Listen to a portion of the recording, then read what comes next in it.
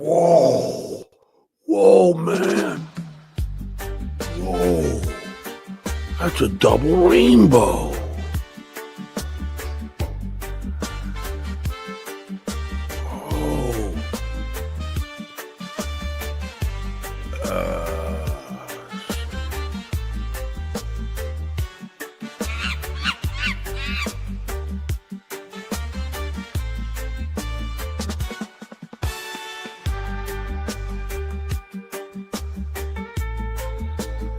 See what's going on here. Something's fucked up with this camera. Not really sure what it could be.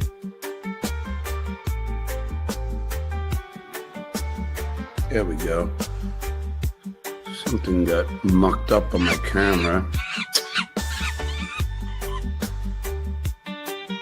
You gotta love the...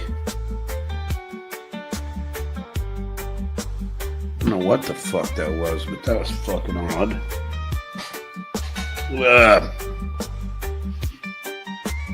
Alright, let me see if this is working. Check. That's working. Let me get this working. That's working. Wow, that was bizarre. What the fuck's wrong with my fucking camera? Jesus. It's fucking weird. Like that. I almost think I should clean it up a bit. This camera, fucking fuck. Let's do it like this. Clean it all off there. And a little dry clean. There we go. Oh, fuck. That's the most I cleaned all week. Hey, how are you, everybody? Well, that was weird. Wait, let me put a bunch of L's in the chat so I can go along with the children. L.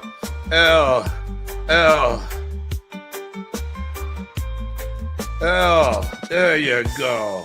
Look at all those L's. I love that we're all spreading love in my chat. All you need is love.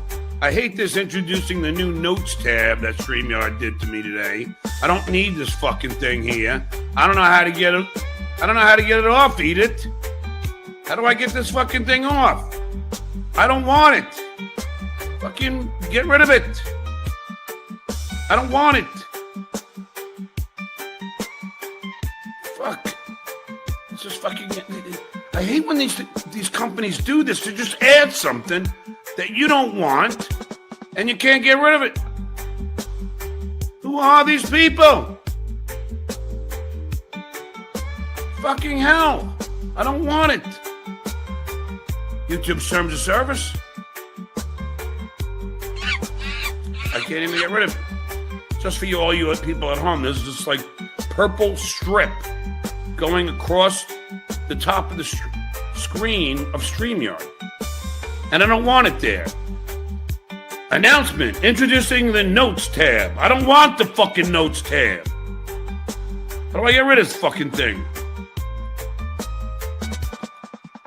Layouts, fucking hotkeys, camera, visual effects. Fuck me, man. What is this thing here? I don't want to leave studio. Fuck it. Fucking notes tab. I don't fucking know.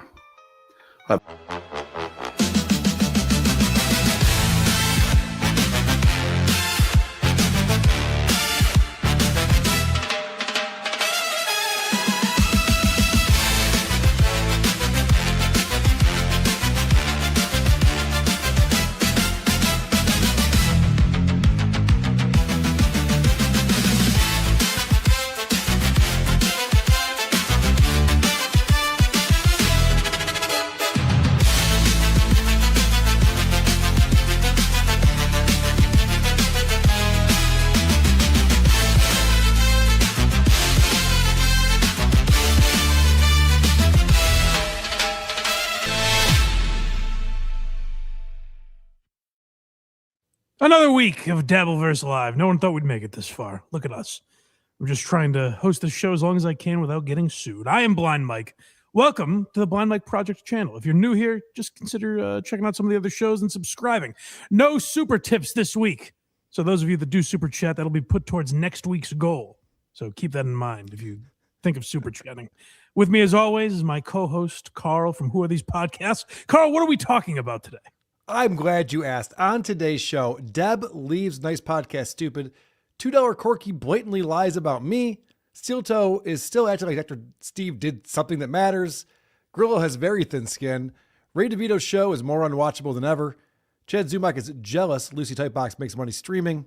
Stuttering John pivots on the lawsuit.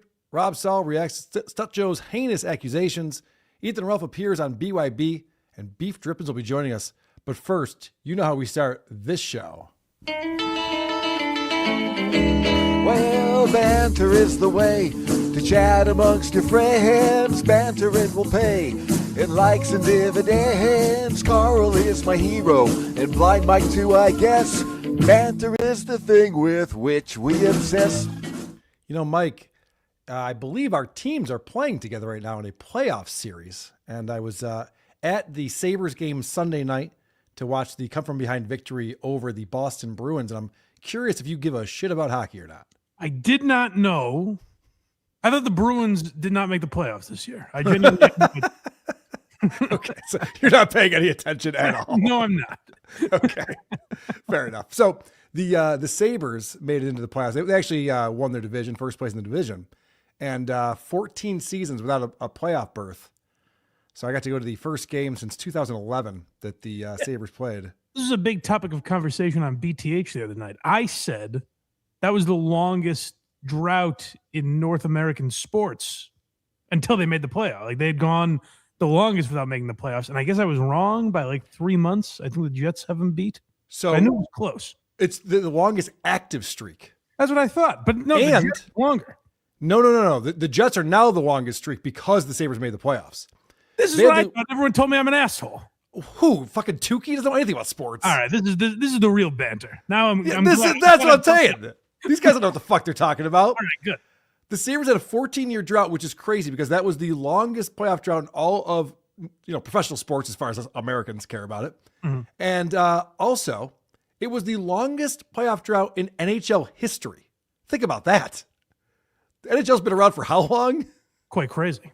Yeah. So pretty nuts that the Sabres couldn't pull it together for all that time. But they're back playing your bees. And hey, go Bees! Yeah, all right, I knew it. Well, they're playing again tonight, 7:30 Eastern. So they're in Boston now for 2 games. I can't. You're telling me that it's in the air, the atmosphere. You're so far removed from Boston right now. I really am. Yeah.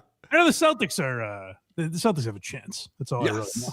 Yeah. The Celtics are good, but the series is tied 1-1 with the Sabres. Big game tonight, Game 3 coming up. Well, let me ask you this then, because I know you're a Pats fan, and of course your Patriots made it all the way to the Super Bowl. Do you give a fuck about the NFL draft that's starting tonight? Oh, I thought you were going to ask that my coach is getting some ass. That's Dude, that scandal is so stupid. I don't give a shit about that. Ray DeVito's going to talk about it later on in the program, but no, do you care about Vrabel getting some side piece? No, not really. It's an interesting story, I guess. And I know there's a lot of clips around her that are interesting where she's essentially been like taunting her husband through the media for years, where she's like, I'd fuck this guy. I don't give a fuck about the jerk off I have at home. And people are like, oh, Diana, you crazy kid. It just thinks you're joking, I guess. So she's an interesting angle of it. But like Vrabel, it's not my business what him and his wife have it as an arrangement. I don't give a shit. Have an arrangement. And maybe that's what they like. I don't know. Sure. I'm sure she's just like, I want you to cheat on me and also like do it out in public where people are taking photographs. And maybe who am I to judge is all I'm saying. I'm with you on that. I don't care about this shit. Then he had like a press conference where he didn't say anything. I hate those kinds of press conferences. It's just like, I had to talk to my team first and I had to talk to my family. It's like, why are you even talking to us? Who gives a shit? I had to do a lot of growing and learning. No questions. Right. Yeah, it's that kind of thing. Like, whatever. But you're in the same boat as my beloved Buffalo Bills, where we have very late draft picks in the first round. It's good to be back there at the bottom of the Yep, I hear you. So I imagine you're not all that interested in the NFL draft this weekend. No, I mean, I won't know. I'll become a fan of whoever the Patriots draft the moment they draft him. It'll be the first time hearing his name. Yeah. I do the same thing. I don't follow college football very closely. So basically what happens is probably sometime around Sunday, I'll be like, oh, I wonder who the Bills drafted. And I'll be like, outside linebacker. All right, let's look this guy up. Oh, well, Belichick was the worst because it's like, well, they traded down to the 4th round. That's right. Now I really don't give a fuck. Mm-hmm. A bunch of guys who won't make the team. Cool. Yeah. Very exciting. All right, enough sports talk. We're here to talk about the Dabbleverse. This is Dabbleverse Live, for Christ's sake. And we have a very special guest. Every week, we bring a special guest on the show. And this week is no exception. Our friend, Beef Drippins, joining the show. What's up, Beef Drippins? Hey, what's up, baby? How you doing, man? I'm doing well. Of course, Beef Drippins from the Beef Tips Show at Beef Tips Show on YouTube. You guys started the show. Of course, Carl's Frosted Tips is on there as well. And you guys do a fantastic show covering Dabbleverse-related topics. So you're perfect for this. Not according to everyone on Shuley's Anonymous. Everyone hates me, and that's okay. I'm not liked there over there either. So join the club. Got a couple of bad boys on with me.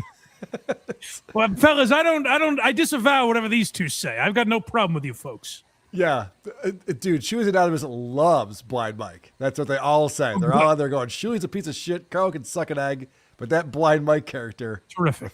What a fine fellow. He's a good fellow. All right. Where I want to start off is with a guy who, I don't know. I'm changing my mind about this character. Aaron Imholt from StutJo. Of course, I host This Little Piggy every Friday. We talk about Aaron for a few hours a week. And I'll play the clip and then I'll tell you where I'm at, where my head's at, because it's not where it used to be. Okay. But Mike, you pulled this clip. You wanted us to look at it. So I'm curious about it. Yeah. Yeah. And Kevin Brennan does a great show, and he's pretty spot on about everything. All right, I'm going to just pause it right there. You've lost all credibility. You've lost all credibility immediately. Kevin Brennan's spot on about everything. He has his Kevin finger. Brennan's always right. Yeah, it's a hot take there, Aaron. Good stuff. Kevin wouldn't say that. Kevin would be like, "Oh, I've really zeroed in on the hot topics." MLC fans wouldn't say that, but this is the way that Aaron operates: is that whatever he's like going up against, he then partners with the people who are also up against them and says they're amazing. Everything they're doing is great. Okay. Kind of like me. I think if you have children and you have a family, you have shit to do, so you don't over obsess about the internet, so you can zoom out from it and analyze these freaks of nature. I think that's why Kevin and I kind of nail it. Do you think that Aaron doesn't obsess about the internet? Does anyone think that? Wait, hold on 1 second. So the man that is literally online 9 hours a day, begging for money. Yep. All right. Okay. Well. Yeah. Yeah, he's the one who's like with his family zooming out from it all. Okay. Aaron also does this thing where it's like he does a pro show. He does a show about the news and still manages to talk about Kevin Brennan or Dr. Steve or Karl or Patrick. Like this show is about the Dabbleverse. It's weird that we just talk sports because the show's about something else. Like we're focusing on the Dabbleverse. That's what we decided to talk about on this show. Our shows are about what they talk. Aaron's so obsessed with this stuff that he does a show about The View and Tucker Carlson. And somehow he manages to slip in like, did you see what Dr. Steve is up to? And anyone going there for news coverage is like, who? What's happening? Mike, it's worse than that. I study the Dabbleverse pretty closely. That's why I hosted this show. Sure. And he talks about shit that I don't know about. Like, he'll like go like real deep into the Dabbleverse and like things with like Scarlet and Karmic X. I'm just like, I'm not even following this. How could your audience possibly know what you're talking about? Well, don't worry. Now, hold on a second. Now, Karmic X is hilarious. Okay. I've made it just a hobby just to make fun of Karmic X. I recommend it. Everyone needs a hobby. That's good. Well, but Aaron's coming for our jobs because legitimately what Beef Drippins just said, Aaron's like, I'll one up you. He does a show later in the night. I think it's the same day that we'll get to where he's like obsessing over how much he wants to talk about this stuff. Yes. Yeah, it's hilarious. But all right, let's get back to this. Apparently, Dr. Steve had been texting Kevin Brennan and told him, I'm out. I'm not doing any more Dabbleverse stuff. I'm done. I got to stay in my lane. I can't do this. And I got to congratulate Dr. Steve on that. That is a wonderful idea. he, unfortunately for Steve, he's a victim of around and find out. And he around and he found out he did something he really shouldn't have done. I hope it doesn't have too big of consequences for him. But here's what happened. These guys like Karl, these guys like Patrick, all these guys, Tukey, they gassed Dr. Steve up because he was on O&A 15 years ago, so they suck his cock. And they go, oh, you're the greatest. Oh, you should do this. You should do that. Oh, and then he's an old man. Let me just point out something real quick for Aaron. He probably doesn't appreciate this, but it's not because Dr. Steve was on O&A 15 years ago. It's because Dr. Steve is one of the nicest men you'll ever meet in your life and bends over backwards for everybody that he meets and couldn't be a sweeter guy or more fun to hang out with. And he's got a terrific cock. Just give it a taste for once. And he's not like a cool guy, so he's he's got a group, he's got an internet friend group, so he kind of goes along with them, and they're not looking out for him. They just want, how can we get John? How can we get Aaron? How can we get all these different people? And so they'll make him feel welcome, they'll make him feel cool, and unfortunately, this guy will do anything to get an attaboy from these guys. And they don't give a shit about him. They don't watch out for him. They don't take care of them. Or they would have said, hey, Steve, don't diagnose someone's back condition in Nevada without a doctor's license in Nevada. Steve, don't write a note for some guy in a state you're not licensed to practice medicine in. Steve, don't do this. It's a terrible idea. Even Patrick should have said, no, Steve, don't. And if he Okay. So I see right through Aaron's bullshit. Like, I hope nothing too bad happens to this guy. Can we remember what Dr. Steve is guilty of, according to Aaron Imholt? He wrote a note telling the court that Patrick Melton's back was in a state where he couldn't get on an airplane and fly to St. Cloud, Minnesota. That was this horrible, horrendous crime that Dr. Steve committed that Aaron has been going on for over a week now, talking about, oh, geez, I hope that nothing happens to him. I hope he doesn't lose his medical license and can't practice medicine anymore because, he did something really fucking horrific. He didn't. What horrific thing did he do, though? Nothing. This is a nothing burger. That's what I'm trying to figure out, because watching these clips, it seems like Aaron is so committed to the fact that he's going to lose his medical license. Like he did something so egregious that they're going to strip him of his reputation. Well, this is what's very annoying to me. And this is where I told you I'm turning a corner on Aaron, and I don't know how much I can cover this guy anymore. I'm kind of feeling like Tukey. Where I'm like, I despise him. Like this move right here, he's just become an outright villain. And there was a time when we could joke around oh, he's begging for the gold and this fun. He's drinking piss for $5 at a time. This is cute, right? Yeah, so this is goofable. Yeah, but he's lost the fucking plot when he's going after Dr. Steve nonstop because Dr. Steve wrote a note to a guy, let's keep all of this in mind, that Aaron is so afraid of, he had to take out a restraining order against him. For him and his daughter. He's so afraid of Patrick Melton, and the horrible crime that Dr. Steve committed was he wrote a note saying, I don't think that Patrick should fly to Aaron's hometown. Wouldn't Aaron applaud this? He was actually afraid for his safety and his daughter's safety that Patrick would stay in Las Vegas? Right. Dr. Steve is keeping this pedophile out of town. Thank you. I mean, according to Aaron's narrative, and now it's changed to Dr. Steve's the worst person in the world, and it's not his fault, it's Karl and Tukey gassing him up. But it's Aaron, you've completely lost what it is that you're doing on here. Because you're such a pussy. You're such a giant pussy. You're afraid of a man who lives 8 states over from you, who couldn't possibly end up in your hometown conveniently. And you need a restraining order out against him, which shows you the biggest pussy in the Dabbleverse. Beef Drippins, what do you say? I mean, not only that, but also, has he not learned from the teachings of John? Do not fuck with Steve. Right. Don't fuck with Dr. Steve. Well, what he's doing here is trying to distance himself from that and blame everyone else for not protecting him. He's creating this image of Dr. Steve being this frail, old, dementia-ridden old man. Whereas, what you want me to sign or what? And Karl and Patrick are just sign it, you dumb old bitch. Which is the exact opposite. That causes the Streisand effect. Now people are believing more. What he's allowed to do here. Yeah. All right, so this is him in his victory lap. I mean, it's as simple as that. I mean, I can't believe a guy who's allegedly a doctor doesn't know all that already. It's incredible. I knew I would upset Hobo with that. He's molding a little bit, but he'll dude, that's Hobo. He'll get over it. He'll rant. He'll say that he'll make the same fat and gay joke for about a month. And then he's having a difficulty because the guys on the internet that he simps for are wrong all the time, but I'm an arrogant prick. So when I'm correct, which is like all the time, he has a hard time dealing with it. And he lashes out with gay and fat jokes. He'll be, guys, give him like a day or two. He'll be okay. Sorry about that, kid. See, Aaron is so unlikable at this point that it really doesn't need to be pointed out. True. I guess that is true. You know what I mean? Like when he does shit like that, it's just like, oh, well, everyone's gonna. I don't have to explain. Like, by the way, Aaron's coming off like a douchebag right here. It's like, no, I mean, we all can see it. Right. I guess what you're saying is like it's not even fun to goof on him anymore. You do a great job of goofing on him, Mike. I love when you do it. I'm getting actually angry at him, and I can't. I'm not good at that. If I'm angry at someone, I don't like them. I'm not good at teasing their content. Sure. You know.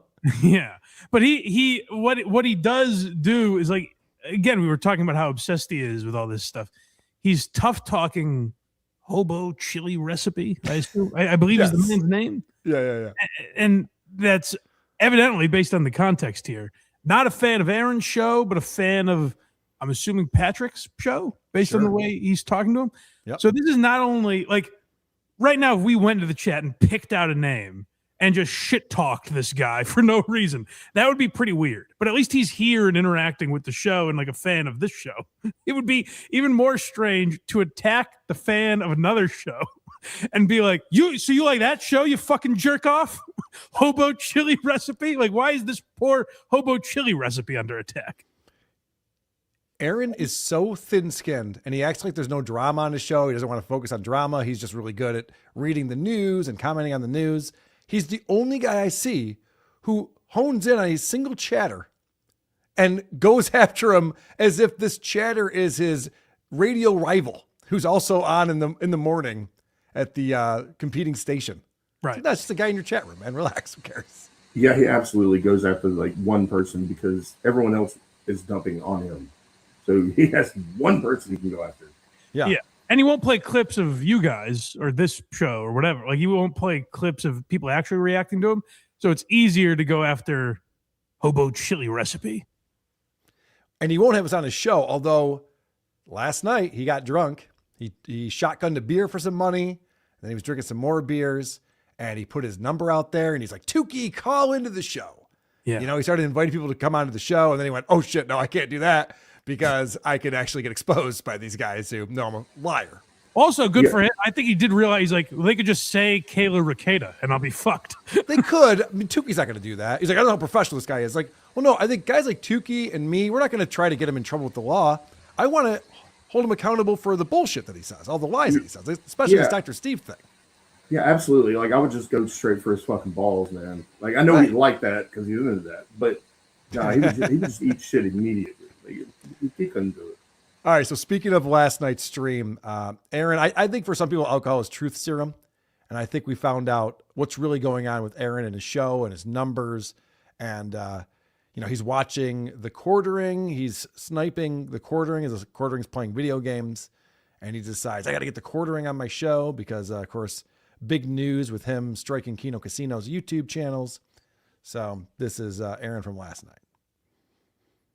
I won't even put Ralph on while you're on, although that would be fun. I should put Ralph on. You know what? Maybe the evening show should become a drama show because I hate that I like this. Shows all the sacks here. I want to be like Keemstar used to be. I want to bring beefing streamers on, and I want to try and moderate disagreements between them. I want to be the new drama alert. You don't have to move 3 seconds. We have to move in the right place. Yeah, hey, right. I'm seeing can you get me Tommy Jordan and Ethan Ralph on tonight? That would be good. Can we do that? Zumock, I can get Ralph. Do you think you can get Tommy Jordan? Now, this is fascinating to me because Aaron has been saying for over a year that he's not a drama show. He's better than that. And these drama shows don't do good numbers, so why would he even care? And it's lame and gay. And now he realizes, like, these evening shows, he never hits the goal. No one's watching it. The morning shows, no, he's not hitting the goal. It's not working. His show is boring. No one's watching it for the content he puts out. So I was realizing, like, hey, maybe I should be talking about Ethan and Ralph and have him with Tommy Jordan or get this quartering guy on and berate him. It's like, yeah, you're just realizing that now? I mean, also, who the fuck is Ethan Ralph? I've never heard of Ethan Ralph. Like, this is news to me. You never heard of Ethan Ralph? No, never. I've seen Jeremy Hambley, but Sure. Ethan Ralph, no. Yeah, Ethan Ralph, I'll get into a little bit because we have some clips of him on BYB coming up later on in the show. Ethan Ralph was like one of the biggest YouTube streamers on YouTube this is going back a long time ago. Yeah. But he actually had a platform and a page, and he was doing well, and then drugs and alcohol and bans and all those kinds of things that happen to people happened. Yeah, I'm not too familiar with him either, other than like clips that start popping up now with him and Scarlett Hampton or whatever. I've known the name for a long time, but I don't know much of his content. But Ethan Ralph is one thing, and no offense to Tommy Jordan at all, but to be like, oh, those Dabbleverse guys are so gay, talking about the Dabbleverse is gay. What's Tommy Jordan up to? Is he getting any drama? Let me get him on the show. Like, that's such crazy hypocrisy that it doesn't even need to be explained. He's being super gay. Tommy Jordan's getting gay on a unicycle. Right, but you're right, Mike. That's the thing that I struggle with. Is I'm like, well, anyone can watch these clips we've been playing, especially on this little piggy over the last 18 months, and see that Aaron has no credibility at all. You know, he'll say one thing and then he'll do the exact opposite. And him getting drunk and realizing like, this isn't working. My numbers suck. Maybe I should be doing what Keemstar's been doing all along. It's like, yeah, no shit. If you can pull that off, do that. It would be interesting. I've said this to you before, but it would be interesting. I think a lot of what keeps Aaron alive is this little piggy. Yeah. Like that interaction. We heard it right there. Him yelling at hobo chili recipe. It sounds like that guy is in the chat because of this little piggy or shows like it. Yep. So like that going away, I wonder what that does to Aaron over time. And if it does cause him to be like, I'm a Dabbleverse show now. Remember me, guys?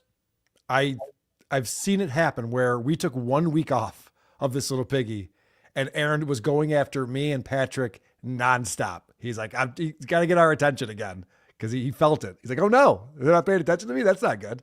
Yeah. Well, I mean, the pay pigs absolutely need their daddy. I mean, everybody calls me a pay pig. Fuck off, whatever. I'm poor. But people like John and Aaron need people to give them money. Yep. Yeah. So if you stop talking about them, that fucks their life up. You know what I'm saying? I agree. And I'm very tempted to stop doing this little piggy. Well, I don't know. We'll see what happens. Because like I said, it's not that fun when this guy is just a villain and just like trying to ruin Dr. Steve's life because he wrote a fucking note. Yeah. What a bitch. What a pussy he is.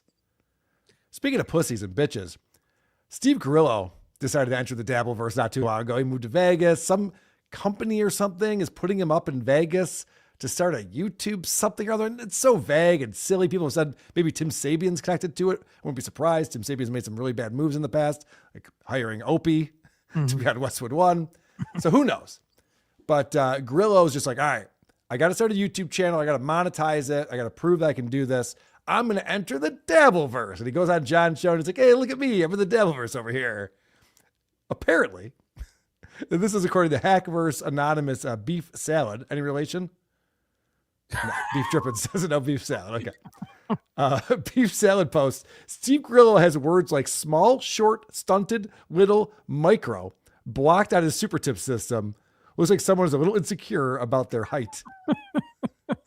I mean, I don't know if that's true or not, but if that's true, he's blocking words on super tips.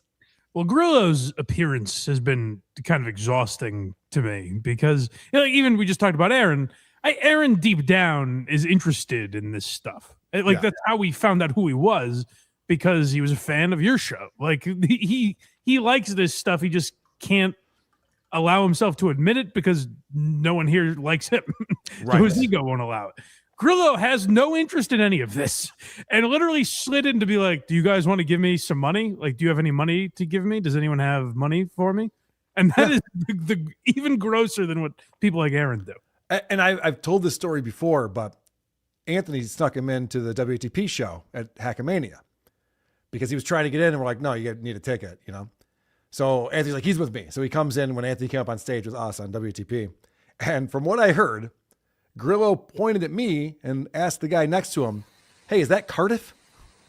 Like he doesn't know anything that's going on at all. Like I went up and introduced myself to Grillo. He had no idea what was going on. It's like, well, don't enter the Dabbleverse if you have no clue. And then he was all mad because someone, what was it, Fudgical, said don't super tip him because he's working with Vegas Beer Sales Jerry.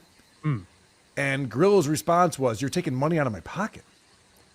How the can money you wasn't st- in your pocket It yet. was never in your pocket, you idiot. No one owes you money just because you have super tips set up on your channel. Fucking insane. Like, does Grillo even deserve anything? No, he doesn't do anything. I mean, that's what I'm saying. So who fucking cares? Yeah, he's just another one of these guys. Like Rob Saul was this guy too. Just showed up like, "Hey, I'm in the Dabbleverse. Look at me." Like, Oh, Rob okay. Saul's fantastic, man. I like that. I told Rob Saul, it's like, man, I'm proud of you. Like, I'm proud of everything you've done. I respect what you've done. Yeah. But you're still not funny. You still suck. Well, I want to get to Rob Saul later. We do have some Rob Saul We clips. do have some Yeah, Rob Saul. At least Rob Saul seems like interested. You're right. He did do the same thing in a way, but he does seem interested. Like he used to hate Shuley, so he'd talk about Shuley. Now he hates John. Grillo isn't interested in any of this. Right. That's fine. That's not your fault. That's good. It's probably good for your mental health not to be interested in it. But to pretend to be interested in it so people give you money is egregious. I've said this before, but Howard Stern is the greatest radio host of all time because he was able to bring in guys like Grillo and John Melendez. And I mean, go down the list. I was going to say some friends of mine's name. I won't do that. And made them interesting to the point where in 2026, we're still talking about Steve Grillo, an intern who was on the Stern Show from 92 to 98 or something like that. We're still talking about this guy. It's incredible how Howard Stern got us to care about the cast of characters behind the scenes on his show. Impressive. It really is, because these people are nothings. The Whack Packers are more interesting than, I mean, John Melendez is the greatest Whack Packer of all time, but more interesting than some of the guys on the show. There was an interesting clip of Chauncey Hayden that I saw where Grillo asked him, like, or maybe it was a chatter. Someone said something about Chauncey Hayden being in the Whack Pack, and he said, he goes, "That's interesting. I don't know if I would say I'm in the Whack Pack because the Whack Pack was a specific thing." But you know, I guess in a way you could say it. I think I was different in the sense that I would call into the show and I did work for a media outlet, but I suppose you could call me a Whack Pack. It just kind of depends on how you define it. And the reason I found that interesting is because I would say he's not a Whack Packer because he didn't go, "The fuck are you talking about? I was one of the main three on my picture was on the Channel 9 brochure." Right. Just that answer was all you needed to be like, okay, so he's a somewhat sane human being. Yeah, no, that response right there proves he's not a Whack Packer because he actually thought about it and had a rational decision to make. Whereas, these other guys, they get insulted immediately if you ask them about that. All right. Let's talk about $2 Corky. $2 Corky, NPS, Dan, $2 Dan. Okay. Of course, he's teamed up with John Melendez, and he's playing a weird character with John Melendez where he's just ball washing John nonstop. Everything that John does is amazing, and he's incredible. And it's a bit, but I don't know what's interesting about it or funny, if there's a payoff. He better get to it soon because John's claiming he's leaving the Dabbleverse, so Corky's got something. He's better come get to it. I heard made me laugh because it was so over the top where he was like, "John, you're the best, baby." Like it was literally like everything John did was great, but he didn't even really like commit to that. It was just kind of like that was his foot in the door, and now he's just there, the same as Keanu was there or any of these other people. I know everyone's talked about it. I know you've talked about it, but that clip with him and Ava is one of the most maddening things of all time, where Ava laid out exactly how, and it almost makes you think like, hey, maybe Dan's not that bad. Like maybe there's more to his situation than we know. Like it makes you think maybe there's complexity to it. And John wasn't getting, he couldn't even approach it from that angle. Yeah, that was incredible. Of course, Dan's just playing dumb. But yeah, John not getting the point that's like, no, you're Patrick Tomlinson in this analogy, John. But I'm not Patrick Tomlinson. My name's John. I wasn't there, Rafa. I wasn't there. Yeah. Do you think that's how he would answer this question? That I'm a thin-skinned loser? That's why I sued him?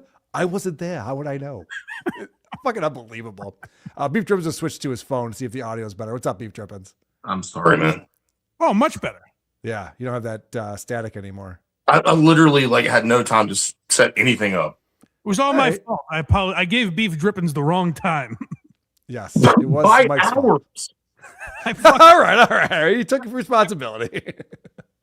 No, we're good. I love you, Mike. All right. Since we're talking about $2 Corky, he said something about me. And, this guy loves to lie. And he pretends that he's the only truth teller. All these guys who lie are like, I'm the only person who gives you the facts and tells you what's up straight up. So I wanted to address this real quick. One thing I've never done, and I've been accused of a lot of things this week. I don't hide behind an alt and promote myself and say, oh my God, you should go check out a nice podcast, Stupid, and use a fake name to do that or buy views or anything like that. Has anyone accused him of that? I mean, we've accused him of much worse things when it comes to Patrick Tomlinson, ruining a guy's life. Is that being accused of anyone? Why is he introducing this topic? Yeah, it seems like a straw man argument, doesn't it? I think. I guess unless he's talking about Shuley, because John always says Shuley does that. Well, it's a complete misdirection because he knows that he's been caught doing shit. Yeah, right. It's a misdirection. You know what I don't do is I don't run red lights. You're like, yeah, but you got 3 DUIs. Like, yeah, but I never run a red light. Like, okay, well. Anyway, let's hear what he has to say. That's not how I roll. That's not the game that I'm playing. But these other people, they do that. That's how they do that because they have to win at all costs. And they have no qualms about faking it to get there and promoting themselves in unscrupulous, I would say, ways. Maybe they don't feel it's unscrupulous. Porcelain got exposed. Carl's been exposed. They all... Okay. He just said okay, well, Porcelain's out of the show. I am. Carl's a piece of shit. What are they doing to Porcelain? What does Porcelain have to do with Karl? Corky just said, I've been exposed for having sock accounts where I gas up myself and pretend that it's not me doing that. Who's exposed me of doing this? What is he talking about? I don't know. What has happened? This is Dan, not. I guess. Yeah, I mean, he just threw that out there. Like, Karl's been exposed doing this. I have not. I do not do that. I promise you, I have one login for Reddit. I have one Twitter account. I don't spend a lot of time on those places, so having multiple accounts would not be a good thing for me. I know John has been exposed for having multiple sock accounts. Yeah, we've caught John with that. We've caught him doing it on Reddit and Twitter. And when I had my one-on-ones with John, I exposed that and called him out. And he does could you blame me? He does that excuse. But this is just like Chad Zumock. So it's like you do horrific things and you're a horrible person. And so you think accusing other people of doing shit is just super easy to do. You're like, well, yeah, I mean, maybe I lied about Kumia country, but Karl's got a fake Twitter account. Like, well, what? Whoa. Yeah, it's like, no, that's not true at all. It's just a blatant lie that he made. Anyway, I just thought that was interesting because I caught that in the wild and I was like, what did he just say? What? It threw the injection of Porcelain did throw me at first, but I'm realizing Porcelain probably covered the whole Opie and Anthony subreddit thing. Yeah. So what a coincidence. What a coincidence that just the people that say Dan's a liar are the ones buying views. It's crazy. Right. Yeah. So that's so he's trying to question our credibility, Porcelain and me. I'm surprised he didn't throw in Lucy Tightbox in that too. And just be like, well, you can't believe anything they say because they've been exposed for having a fake Twitter account. Like, that's not true at all. I mean, Jesus Christ, the whole buying views things, we don't do that. Right. Vince the lawyer does that. Yes. I've never understood why anyone would do it. I wouldn't do that. I'm poor. I've never understood for years why would let's say Shuley's buying views. What possible benefit at this point would that be? He'd be hemorrhaging money. What Jew would do that? Right. What's embarrassing about that is when it first started, Kevin Brennan and whoever else was saying that Shuley was buying views, Stuttering John and these guys, they'd say, what are the chances he's got 1,700 consistently watching him every night? What are the chances of that? And that's fine. They can speculate on that and they can make these accusations. But then 9 months later, 13 months later, 15 months later, the channel's still going. The people still work there. There's still an audience there, gifting memberships. Like at a certain point, you got to be like, well, was it just lying for years about this? For whose gain? Right. There's no gain. There's nothing to win. At a certain point, you just got to be like, I guess I was wrong about the buying views. All right, never mind. And who the fuck is paying for it? Like, well, I mean, Vince can because he's rich, but Yeah. no. I mean, I don't know how expensive view buying is. I don't know the answer to that, but but the idea would be that if the show isn't making money, right? Like if those are all fake super chats or whatever. Yeah, if you do it 2 or 3 times a day. Yeah, to what end? To what end? All right, so this is Deb talking about leaving Nice Podcast Stupid. Of course, she is the co-host with $2 Corky on NPS, and she has announced she's done, and she gives some reasons why that is. So, talk to me about... It's on Hughesy's show. It's clipped by a dirty Jersey rat. So thank you to both you fine gentlemen. You quitting the show, and this is going to lead into other topic. Like, was it a specific reason that made you quit, or did you just say overall, fuck this? Several, about 4. Inconsistency with doing shows, because instead of doing our Thursday show, he did Mir and Musk with the life forms. And we weren't growing because of that. Creative differences is another reason. The stuff he said about Rob Saul was a big reason, about Rob Saul and his sobriety. That was another reason. And those are kind of the big reasons right there. Creative differences, shit he said about Rob Saul, and not being consistent with shows. And we weren't growing the audience. We were going in different directions. I had different creative visions for the show. He's a contrarian. He likes to troll, and we're not growing that way. If you're burning every single bridge, I want to be in a community, and I want to bring people in. I don't want to fight with everybody. All right. No offense to Deb. I like Deb. I think she's pretty reasonable. Why would she ever think that team up with Corky would grow an audience? Well, no idea. No fucking idea. But I don't know. I have no idea what their show was. I don't know what their usual topics were. But like maybe she thought, oh, Dan has similar interests to me. I like doing a show with him. We like talking about the same things.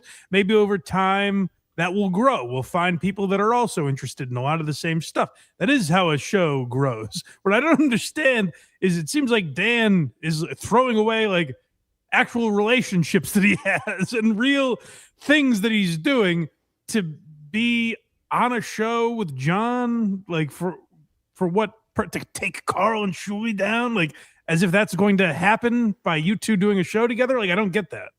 Yeah. Okay. So Deb, I think Deb's actually a sweet person. She's actually been, I think she's been on her show or been on hers. I can't remember. I'm always high, but Dan is a piece of shit. Mm-hmm. And so Dan drops her like equity down. Yes. It's a fascinating thing to watch. Yeah. I mean, Beef Drippins, I wrote down in my notes, what took her so long? My only question is, how did it take you this long to figure out like you shouldn't be partnering up with Corky anymore? He's inauthentic. He's uninteresting. The guy's not an interesting broadcaster. He's just a contrarian. Doesn't have anything interesting to say. He never has like a take. They're just like, oh, no one else has really put it that way. That's cool. Mm-hmm. I'm curious too. Does he like doing? All I know of him is when I've seen him on John's show and what you guys have talked about with the whole Patrick Tomlinson thing. So like, why is he doing a show? He seems to think like podcasts are like shitheads, or podcasters are shitheads, and like we're all losers on the internet. It's like, why is he doing any shows? It doesn't seem like he really enjoys it. Can I think you're both shitheads, by the way. I think you're both shitheads. I hate you both. Oh, come on. That's why I'm here. Let me psychoanalyze why I think Dan does a show. I think he was part of that O&A Pest community. Yeah. And those guys felt like they had power. They felt like they could control things. And it started with probably the Jocktober stuff where they're getting Facebook pages taken down and they're fucking with these morning DJs. And then it went into fucking with Opie and Jim and Ant and, the characters on the show and Anthony's brother and, whoever else. And then Patrick Tomlinson, like that was like a sense of belonging and power that Dan doesn't get out of his regular shitty sales job, day-to-day existence. And he's looking to capture that again. So teaming up with John, he's just like, all right, here's a guy that everyone's focused on. Can I build a community to go after Karl and Shuli and try to get this thing going again with the pests to go after someone? I think that's what it comes down to. Boy, that would never work. That's well, no insane. shit. He's an idiot. well, he's picked. I gotta tell, if it does work, hats off to him because he's put the greatest obstacle in front of him. Right. How can I make the most unlikable guy on the internet likable? Hell, Sparks couldn't do it. All right. No. I don't think Corky's Al Sparks gonna is do a it. sweetheart. Like, I know. That's what I mean. yeah, Karl had the biggest crush on him when he had the lesbian face. Yeah. His long hair. Oh, beautiful. What a cutie. He could get it. All right. We got a lot more to get to, but first, Yay, super chats. thank you for supporting Mike Geary's channel.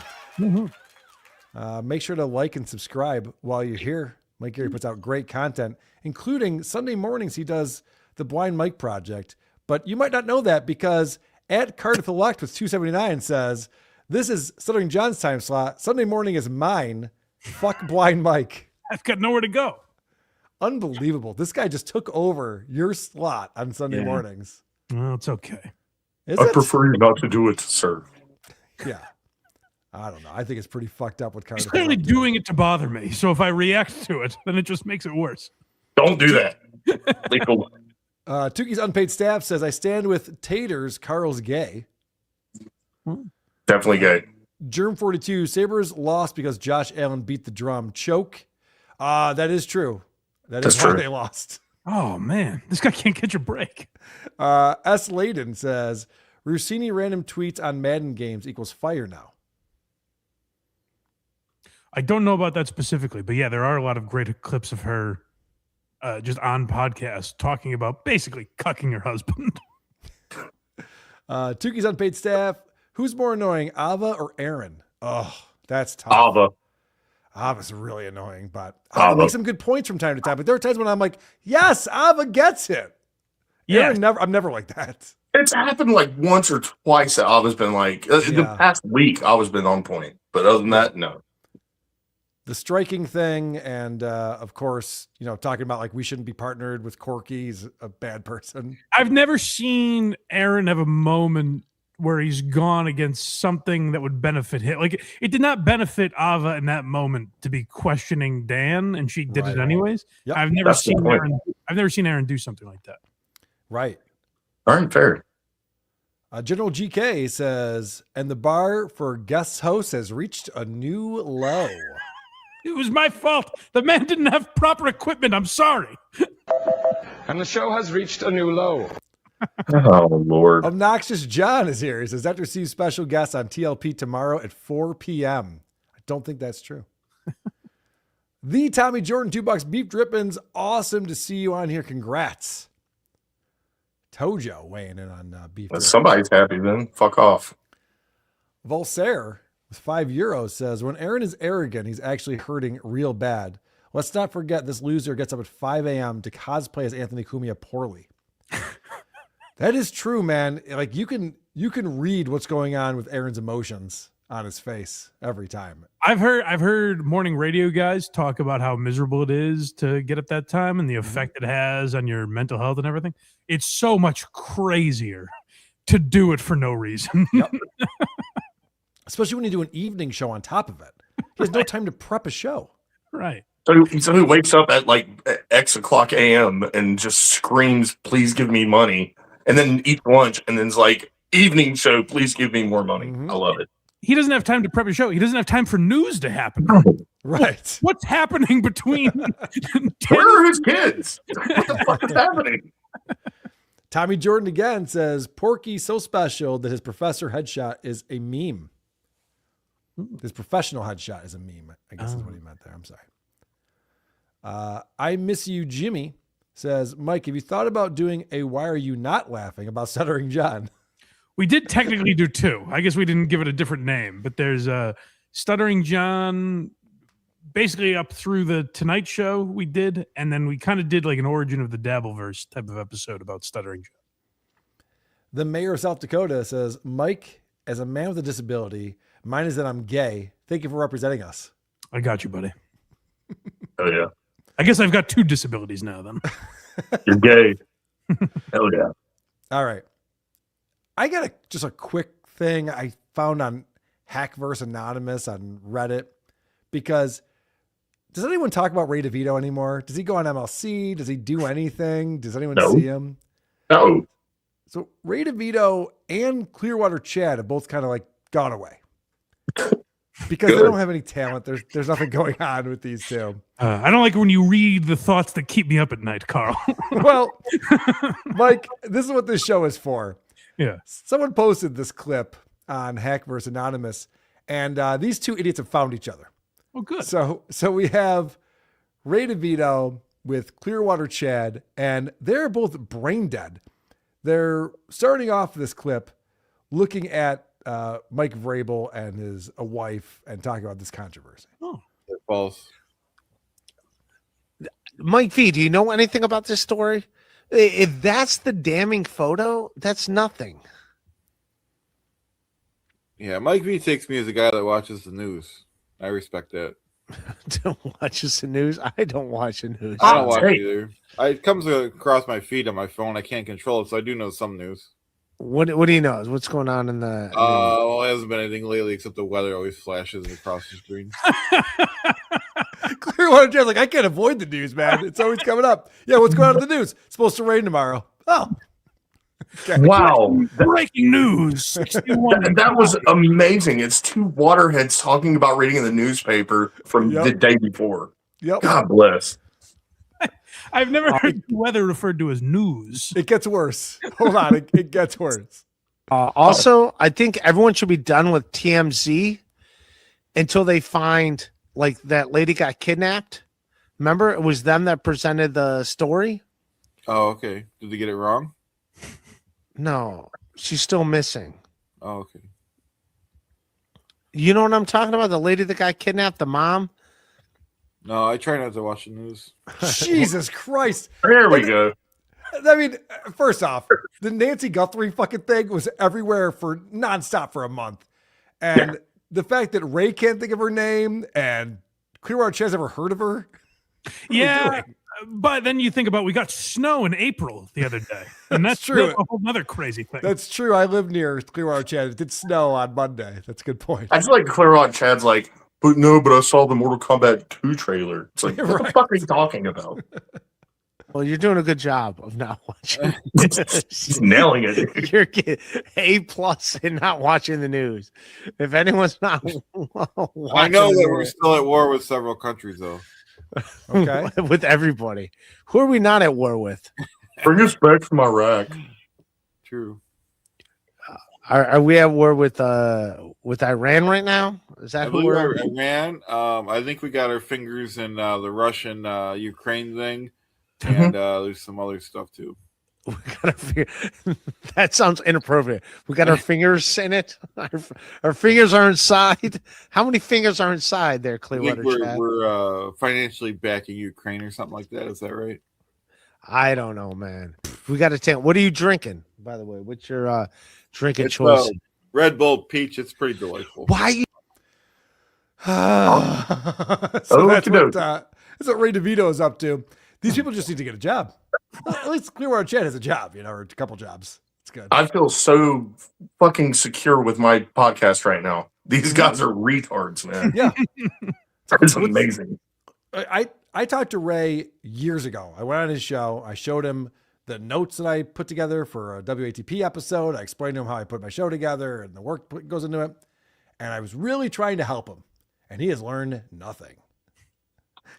Well, it's interesting. It's interesting if you're Ray, who does he feel because he's a stand-up he has to do a podcast? Like, what would he say that podcast is about?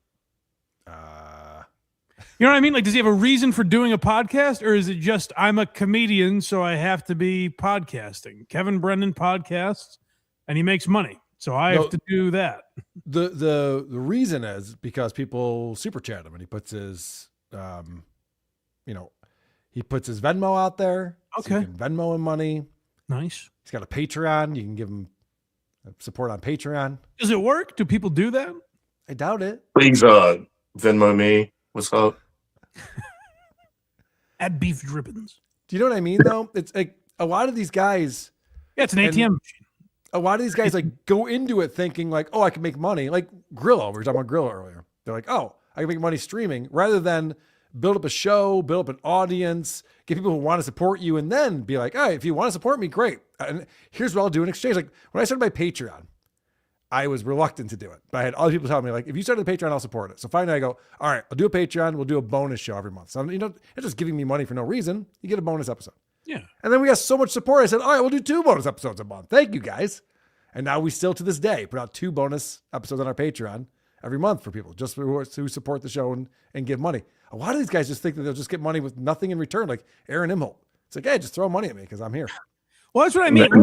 But even at least Aaron would say like, "Oh, I talk about the news of the day or whatever." What would Ray say that show was about? That's a great question. That's a great question. I do not know the answer to that. Wow, that's actually fascinating. Like, because Ray just goes on like a retarded child walking into a theater, wondering where is my mommy. He has nothing. Yeah, like what's the idea for the show? I'm not even saying it's bad. I'm asking what the idea is. It's Ray, dude. Yeah, if anyone in the chat knows, let us know. I don't know. I don't watch enough Ray DeVito to know the answer to that. Yeah. No idea. All right.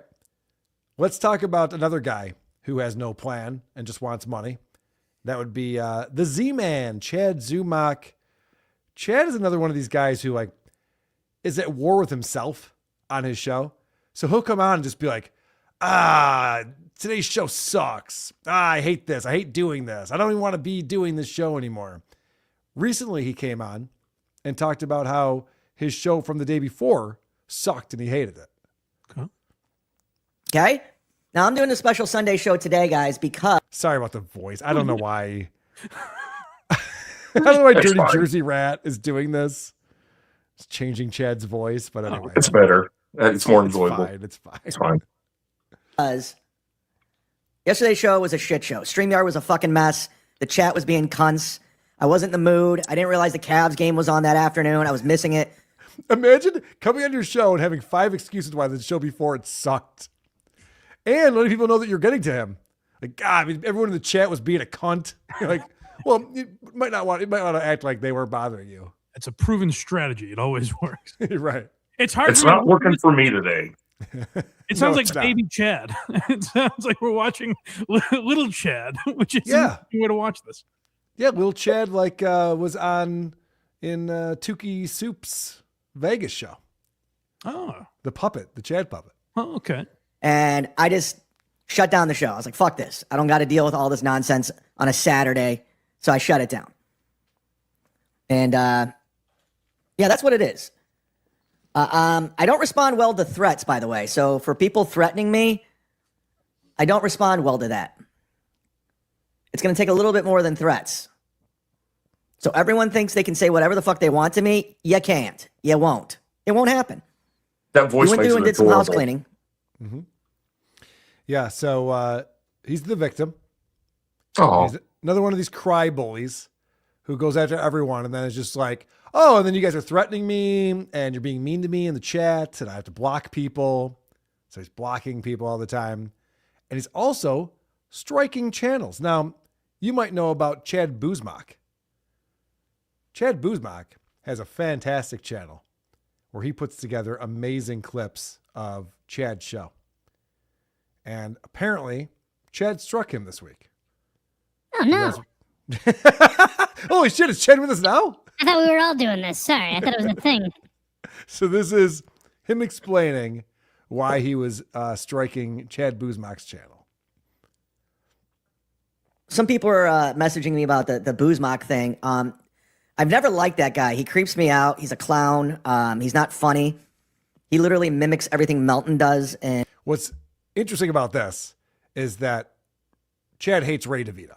You know, there's this rivalry where he's always going after Ray DeVito. And Ray DeVito has this guy, Franklin Sheckler. Now, I don't think Franklin Sheckler is active now, but for a long time, Franklin Sheckler was putting out all these videos that were not kind to Ray DeVito, making it look like Ray did some horrendous things. And Ray was like very upset about this, to the point where he's like thinking about getting the authorities involved. Oh, Chad. Okay. Yeah, I know Ray was all worked up about someone. Yes. Yeah. Chad. The idea of a Ray DeVito and Chad Zumock rivalry is just very funny to me. It's all silly. They're the same person. Yeah. So as Ray DeVito's complaining about Franklin Sheckler, Chad's like, I love this guy. Franklin Sheckler is awesome. He's the best. He's killing it. Then Chad gets this guy, Chad Boozbach, who does the same thing to Chad that Franklin Sheckler was doing to Ray. And Chad's like, I don't like this guy. He's not funny. It's not cool. It's like, when it happens to him, all of a sudden, it's very different. But are these just guys that clip their shows? Or does Chad Boozbach actively fuck with Chad, or does he just put clips of Chad up? So you're going to hear what he has to say. Now, he doesn't just put clips up. He actually produces, and he does a fantastic job. You watch Chad Boozbach's shows, it'll be Chad talking about something, and then he'll catch Chad in the lie and play from 2.5 months ago when Chad said the exact opposite. Right, but I guess I'm saying he doesn't have footage of Chad at his house, or like he's not giving out his address. He's not crossing any line. It's just all shit Chad has said into a microphone. Correct. He's not doxing him or doing anything like that. However, Chad's going to explain why he had to strike the channel. Oh, okay. And pawns him off as his own ideas. The reason why things happened the way they did yesterday is because what he's doing is he's rebroadcasting my show. Just taking my live show and rebroadcasting on his channel for views and money. And that's a big no-no. I told him not to do that, and he did it anyway. Now, I let him run wild in my chat room, say whatever he wants, and just lie about me, and I let it go. He used to email, I used to email him back, and then he's one of these guys that thinks he can say whatever the fuck he wants to me without any repercussions. I'm like, no, dude, it's not like that. And I gave him fair warning. I go, listen, if you try to rebroadcast my show, I'm going to issue a strike. Simple. And much like $2 Dan, he can't help himself. He can't stop himself. He has to be a cunt. And while it was happening, I said, hey, this is what I'm doing. I'm giving you warning. Shut it down. He never shut it down. He just kept it going. I go, okay, I just put the strike in. You might want to turn it off before it gets issued. He didn't do it. And the strike went through. Okay. So according to Chad, he's just rebroadcasting his show. And that's why Chad had to go ahead and strike him. Okay. You know, I'm very anti-strike. I don't strike channels.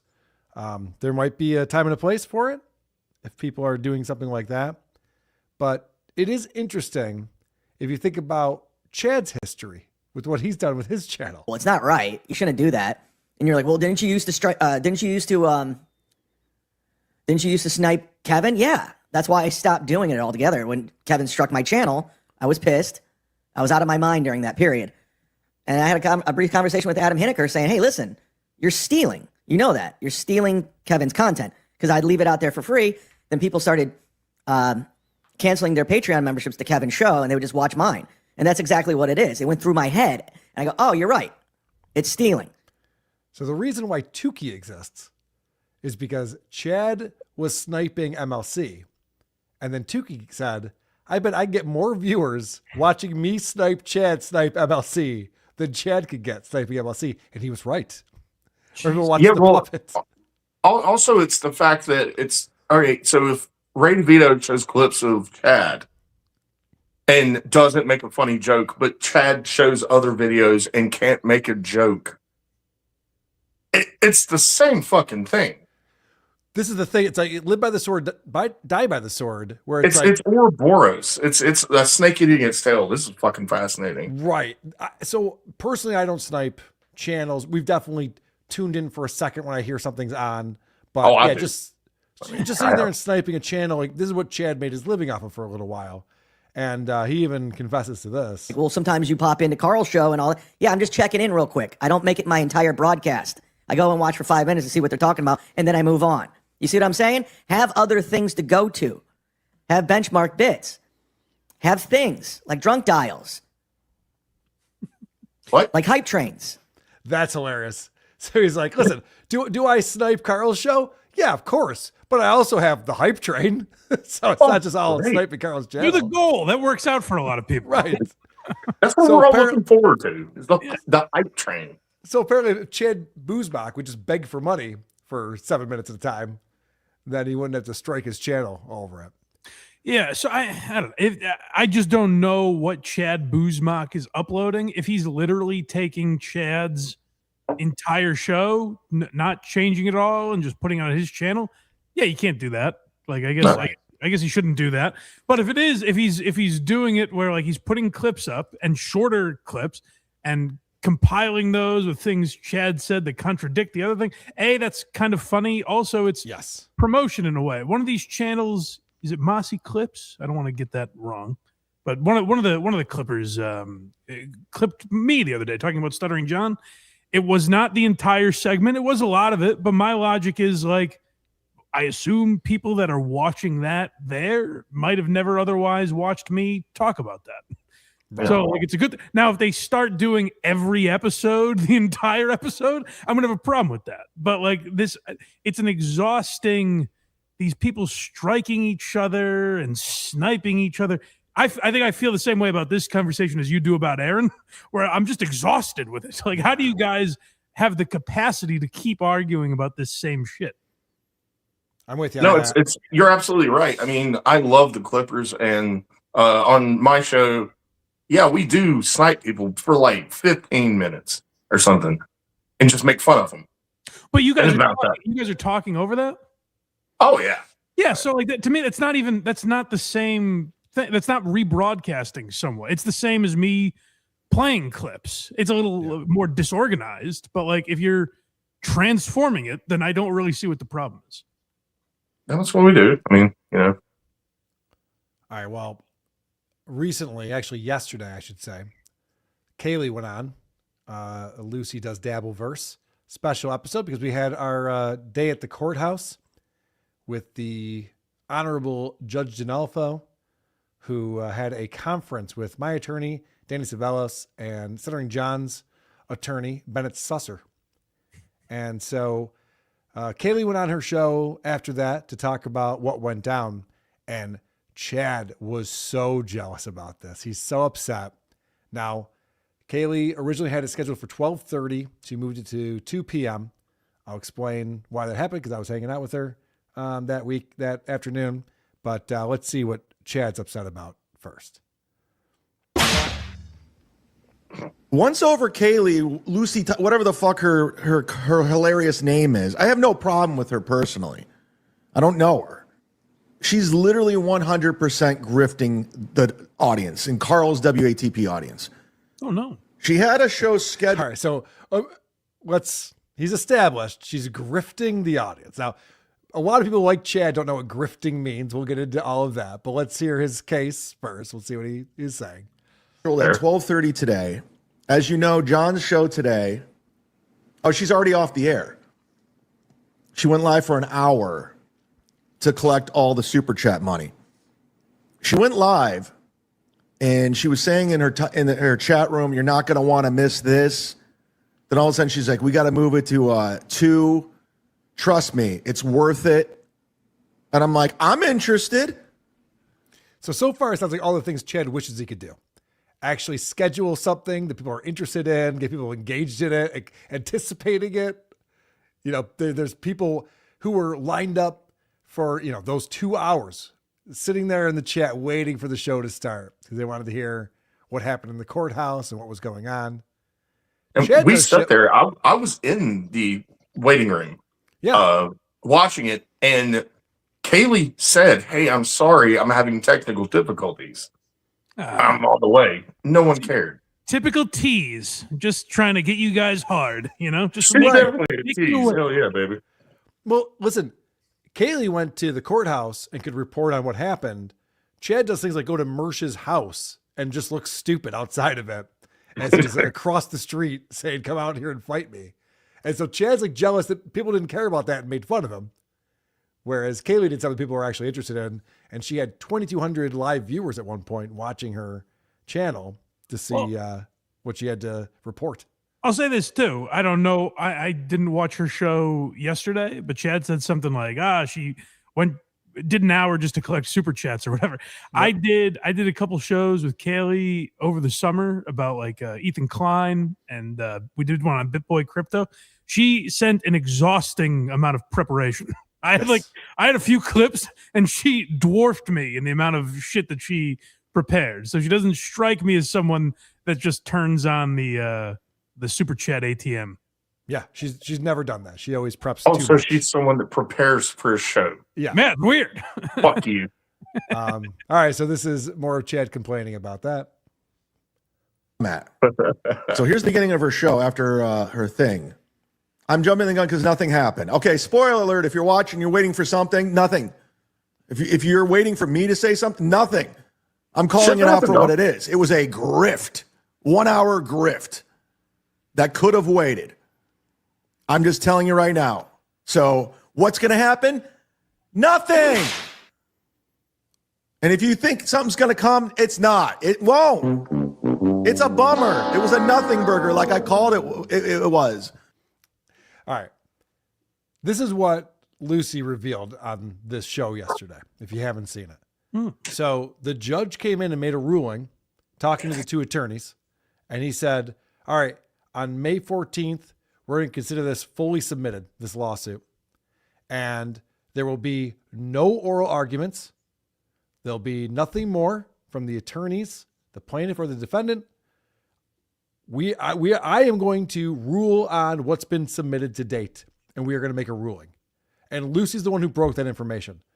That's very big information considering what could have happened. It could have been dismissed because Susser didn't show up. He did show up. It wasn't dismissed.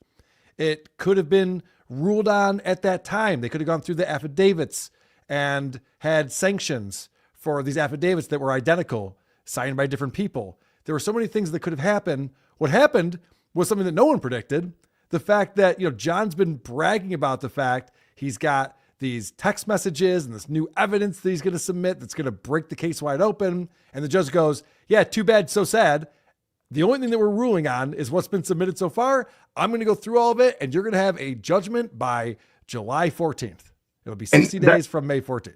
That has to be like a huge win. I mean, I understand it's still going to take more time, but if the judge says, I'm tired of fucking around with this, like we're doing this and knowing, like we've seen all this shit.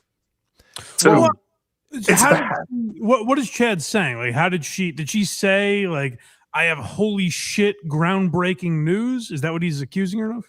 No. He's saying that she's like, you're going to want to watch this stream. You're going to want to watch this. Obviously, she's promoting her stream like everybody does. Yeah. And not only did she break that news, she also had video of Bennett Susser getting caught up in his belt and tie when he was putting his stuff back together. And people in the court had to help him get out of it. If you watch this video, it's hysterical. Like, Rick was there.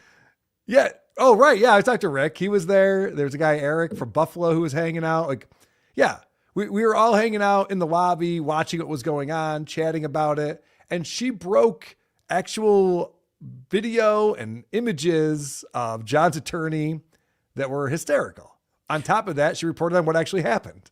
Yeah. I mean, if she was doing like, I almost stopped following, you know, that channel Unique? Of course. He covers Brendan Schaub, but yeah. I get exhausted because his titles are always Brendan Schaub just had another epic meltdown. Yeah, and then I click on it and it's something so mild. So if Lucy was doing shit like that, where she's like, I have holy fuck news that you're not going to believe. I get being like, all right, take it easy. We're going to find out in 60 days. That's the big news. But again, she doesn't strike me as that. And I didn't see her doing a lot of that. Well, there's two other points here that Chad's missing. One is that Lucy's not forcing anyone to super tip her or super chat her.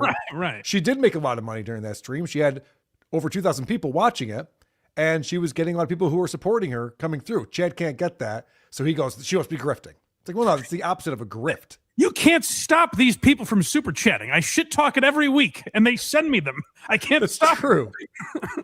I was definitely one of the stupid motherfuckers sending her money. I chatted her multiple times because it was fucking funny. Well, right. And Chad has to try to manufacture content. So he'll lie about stuff. He'll make stories up in order to get people to engage with him and give him money. That could be considered a grift. You know, I'm not saying that it is, but literally lying to your viewers and getting engagement through that, where Lucy didn't come on and just like make shit up about stuff that didn't happen to make it more interesting. She's like, well, this is exactly what happened. And I'll tell you, behind the scenes, the reason why she didn't go on at 12:30, she went on at 2, is because It went longer than we expected, the conference. And then her, myself, and our attorney, Danny, went out to lunch and we talked all about everything that happened behind closed doors. Now, most of that we can't talk about, unfortunately. So, Lucy Well, I has a did lot hear more. you talk about, you told Danny that you were going on a show with Beef Drippins and he laughed. Yes, that is true. Yes. That was big news. I heard it as well. Yeah. So most of the stuff that we talked about, that we learned about from this conversation he was having with John's attorney and the judge, we can't really discuss, but it was very interesting for us to have that information and to, download that from Danny. So that made sense for Lucy to push it back, where Chad's acted like, oh, she's trying to build up this anticipation and make it seem like it's a bigger deal. It's like, no, we just went out to lunch and got more information about it. And then she went and did her stream about it. It seems like I think Chad has this from being in Kevin's world for so long, because this seems like something I noticed with Kevin Brennan even years ago when he was on like Compound Media, and he would get angry. He's like, why, if you let me do 5 shows a week, then I get paid 5 times the money. Why don't you let me do 5 shows a week? Yeah. Like this weird way of thinking about podcasting equaling dollars, like it's a 9-to-5 job or something. Like they should just pay you to do as many hours as you can. Like the mentality of, Kaylee moved the podcast an hour and a half back so she could make more money. It's such a weird mentality that I've only ever seen in the dab. I've never anywhere else. Even I follow a bunch of podcasts. They get shit if the episode is up late or they take a week off or whatever. I've never heard anyone theorize that maybe it's late because the podcast is trying to make more money. Like it's only in the Dabbleverse does that theory exist. Right. And you heard him just say in that clip where, he goes, she could have waited on this. She didn't have to tell us this information just now. She had 2,000, hundreds of people waiting, and then 2,000 people watching her live. Chad would kill for those kinds of numbers. And his response is, why didn't she do it later, another day? What do you mean? And break it. What's she going to expect? I mean, Jesus Christ. People wanted to watch that. People wanted to hear it. Right. Yeah, and like if you're not interested in it, so be it. If you're like, oh, that big deal, it's 60 days away, or like if that's not interesting to you. But Kaylee talks about that enough that her audience is looking for her to cover the legal nitty gritty. Like if I talked about that, people probably wouldn't give a fuck because I'm not as well versed in the case. But people have been following her talk about this for a while. All right, so Chad, now people in his chat are like, dude, you're mad because people were super chatting Kaylee and she had a lot of viewers and you're not reading our super chats. So Chad has a meltdown during this stream that he's doing. I'm livid because of John. Okay. This isn't a grift. Okay. Fuck your, I won't even read any fucking super chats today. You understand? This is how pissed off I am today. I'm legit pissed at John. I don't like him. Because he has that fucking Canton Comedy Club fuck calling it side splitters and everyone else trying not to get me fired from gigs after he lies to everybody. You guys, if I said I'd strike him, I'd strike him. No, you do. You're a piece of shit, John. I don't like you. That's never going to end. This isn't a grift. Don't send any fucking money in today. How about that? I don't want any of your fucking money today because this is how passionate I am about this situation in Stuttering John. I'm sick of this fucker. He's getting away with murder. He starts all of this shit. He starts the lawsuits. He plays victim. He weaponizes his family. He comes after me for months saying he's going to kick my ass and said, I'm not going to. I go to his house. He calls the police after he said, come to my house, blah, blah, blah, blah. And he's want to fight Bob Levy, all this other shit. I'm sick of it. I'm tired of it. I'm done with it. I'm done. I want him to go away. John, I don't need you. I don't like you. And now you're still fucking with my life. And the reason why you don't bring up my name, because you're like, oh, I don't want Baby Fatso to make money off my name. I don't want it. I don't want your fucking money. This is a different Fuck episode. you. I'm turning the show off. Fuck you, John. You're a piece of shit. Show's over. No, he just melted down. Wow. The show. There's a lot to unpack right there. Right? So I don't know where to start. He's like, no, I won't read any chats because you're sending me money to make fun of John. Well, John makes money. People were not responding the way he wanted them to because he's going on there saying Lucy did this grift stream and how dare she do this? And people are just like, what are you talking about? Like, no one has a super chat if they don't want to. And people were interested in it and they watched her show. And then Chad starts having well, no one's more mad at John than I'm mad at John. He just like tries to get into this whole thing. The problem with guys like Chad is that he's so obsessed with the money. The money is so important that it goes both sides of the spectrum. I don't even want your money. Don't even give me your money. And it's like, why are you guys giving me money? I'm losing money. My Patreon was taken down. Where are my sponsors? Give me $100 a month. It's like, imagine like not being so focused on the money, just letting it come in when you earn it. So, in theory, do you think that Chad literally stopped his show to not get money to prove to John that he don't need the money? I think it was because, now I could be wrong about this because I don't see the chat when I'm watching the Clippers here. Yeah. From Dirty Jersey Rat. I think it's because all of the super chats that were coming in were motherfucking Chad for doing his own grift. All right, that makes more sense. You know what I mean? Because he's out there going, Lucy Tightbox did a grift, and people are just like, fuck you. What do you think you're doing right now? You didn't prepare anything. You're just mad you didn't tell the viewers people giving her money. Yeah, like if he had something that Lucy did, then I would be like, oh, okay, that's not a great look. But it seemed like she just did a show like she usually does, talking about the things she usually talks about. Well, the things that she just witnessed and could report on. Right, but I guess I'm saying, like, I could see where, like, if I did that, if I was like, guys, I've got big news about Karl and Shuli's case. Yeah. And then I was like, we're going to find out in mid-July some answers. People would be like, oh, fuck you. But people are literally going to Kaylee to follow this case. They were like, oh, I know they're meeting today. I know Kaylee's there. What's she going to say about it? I'm curious. So there's a reason for the curiosity around it. Yes. Yes. Agreed. All right, let's take a quick break.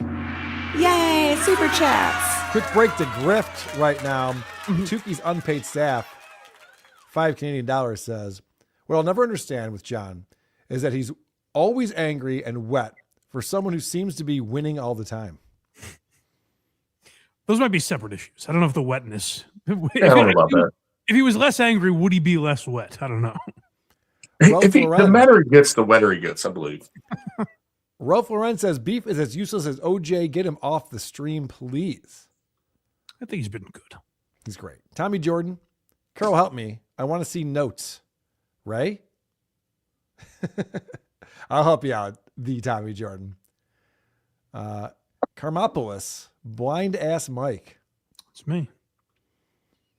Drunken Engineer says, creep off consequence. Watch Ray and Clearwater podcast for 6 hours straight. Fuck you, Drunken. Ooh, that's a hard one. Fuck dude. you.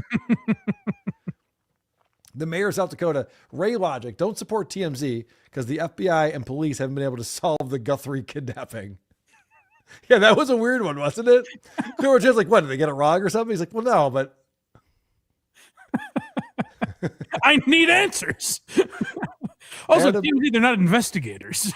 right? Yeah. It's not their job to solve it. Did they wake Cash Patel up? You know, it's funny you say that. Ray's so dumb that I forget to like criticize just like the most basic dumb things he says. Adam M says Ray committed those crimes. Justice for the women of I-80. A lot of people think that. I don't know about that. You're not alone. I don't think that's true. We're listening here. This Zumach character, look at him, always with the beard, sunglasses, and a baseball cap. What a clown. Hey, wait a second. Yeah, I see what he did there. Oh. Ziggy Kruger says, Stuttering John just threatened to hit a delivery guy, then called the police on him. Never a dull moment. Yeah, I just saw a notification from Pest that someone came to his house. I've enjoyed the new element of the Ring camera or whatever it is he's communicating with them on. Yep. that's Wait, what? Hold on. What? He's got a Nest now. So when delivery people come to his door, he berates them while he's still live on his stream. He can yell through his phone so that they hear it outside. Like, I don't want any deliveries. Get out of here. All right. I got to get back in. Yep. Damn, dude. Get back in, Beef. I am.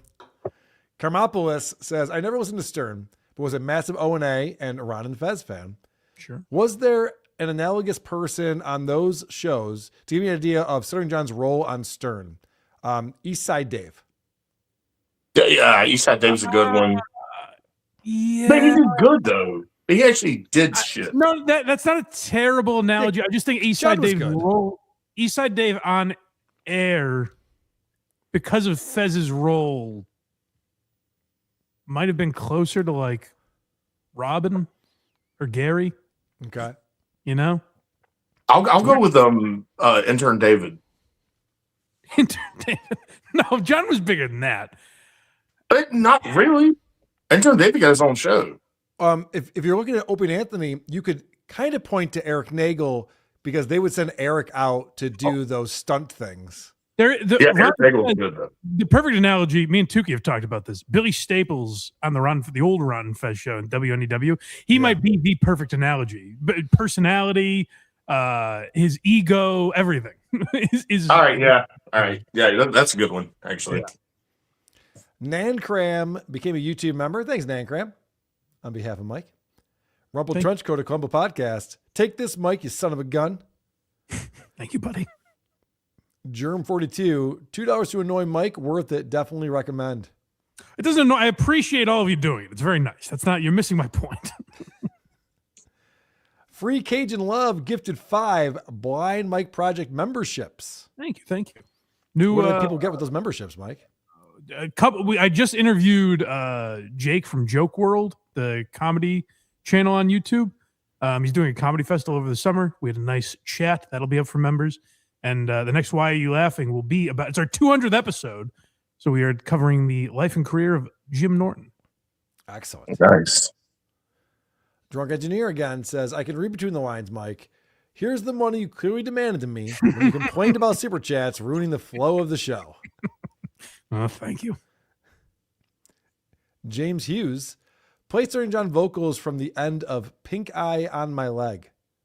I'm not going to play Ween on this. It'll be a strike on Mike's channel. Oh, I don't know that one. Oh, yeah, play it anyways then. Fuck. Sugary Coyote. The Dabbleverse is beyond gatekeeping. We need Dabbleverse boiling oil. Is that for Beef Drippins? So we can pour it on him as he's coming up to the gate? Oh, no. Man, fuck y'all. M9 says, I'm glad the New York justice system is possibly about to deliver to Stuttering John what Lexington Seal was prevented from giving to Scott the Engineer. I see what you did there. I don't know if you guys remember that saga. Scott the Engineer was going to get railed by Lexington Steel. At Giant Stadium. Giant Stadium. Yeah. Yes. We all remember that. Come on, man. That was a silly one. All right. Let's get into Rob Saul. So Rob Saul is going off on John Melendez. And there's a reason for this. Yeah. Mike, I worry about Rob Saul. I do too. I love Rob Saul. I think his show sucks, but I'm happy for him right now. So I think he's genuinely trying. Like when I saw him pop up on your show, he seemed like a changed man. Maybe that was a ruse. Maybe he was fooling all of us. But he seemed like he was doing a lot better. And like when he said, he had some line like he was like, I never thought of myself as mentally ill till I saw myself on Carl's show. I was like, oh, good for him. Like he's actually like taking stock in how. But I do see things where I think maybe the Dabbleverse is not best for him because he's falling back into some of his old habits. The same things we shit on him for before he got sober are popping up. And I don't think just because the name John is attached to them instead of Shuley or Karl, I don't think we can just be like, it's a totally regular guy. I just had lunch with an ex-girlfriend who just got a rehab. And I was talking to her about, you got to find new friends. You got to hang out with a new friend group. It's very important you don't fall back into bad habits of when you were using because those are the people who are a negative influence. And I agree with you guys. Like Rob is right back to that dopamine where it's like, I'm going on the internet and calling people out and people are chatting and I'm a big deal. It's like, this is not what you want to be doing right now. Rob, it's very good that you're not calling Jenny Jingles a cunt anymore. Right, I appreciate that. That's terrific.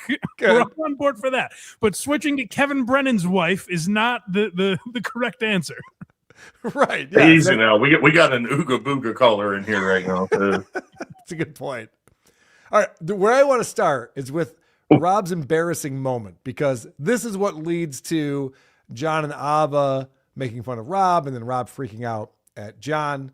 So what happened was Rob had his dog on his lap. Happens from time to time. Sure. And something happened to the dog, and this is how Rob reacts to that. It's so sweet. It gave me a And diabetic. by the way, Rob's gonna be pissed at me for playing this. He does not want this play. Sorry, Rob. I'm trying to get some context. We're gonna praise you in a minute. Fucking play it. Just trying to get some context. to Fuck this. you, Rob. Eat shit. Coma. What the fuck is it? Hold on. A tick? You got a tick? Oh, What is it? A tick? no. Oh my god. Wow. I'm not. He Gonna looks like he's in shock. Oh my looks god. like everything's fine. No. My dog's acting fine, but I was just petting him, and he like flinched, and I kind of felt something, and I looked over, and he's just got this big gaping, like bloody cut, like opening. And where it's his hair right under its tail, right? No, it's like in between his arm, like the front of his arm. Shit. Wow. What What the happened? I don't know. That's All right, so he's out with Pat Dixon and Nasty Neil, and his dog's bleeding in his lap, and he freaks out and gets up and runs off and comes back.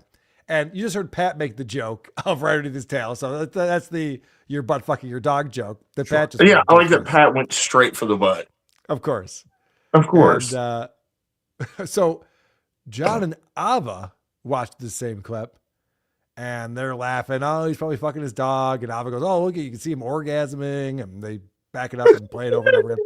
This, by the way, is as shitty as what I was just saying about Rob, where John, for months or years or whatever it was like, these fucking animals talk about him fucking his dog. Yep. And the second Rob turns on him to do this.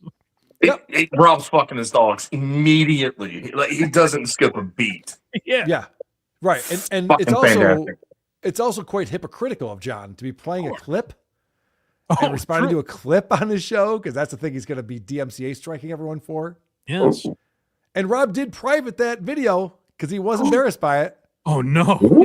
Yeah, so according to John's logic, that's a copyright claim. Rick, strike him. Do it.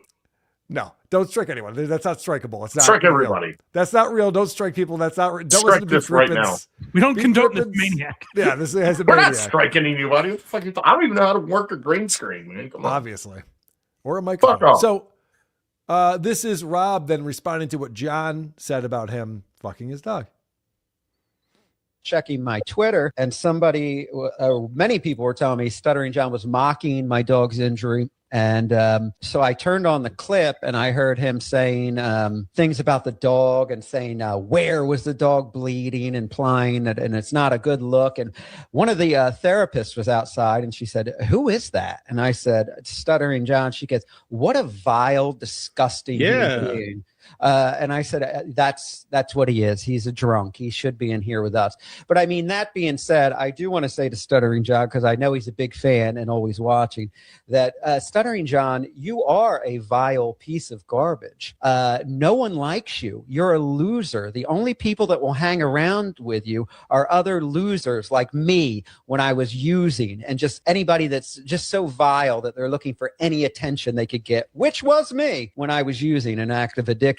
They don't care what attention they get. It's negative. So you get these like that meth head tranny Ava and that mail ordering his bride $2 Dan, just vile, disgusting people. That's all that will be around you. Stuttering John, you don't make anybody happy. The only people you will make happy is when alcoholism finally takes you.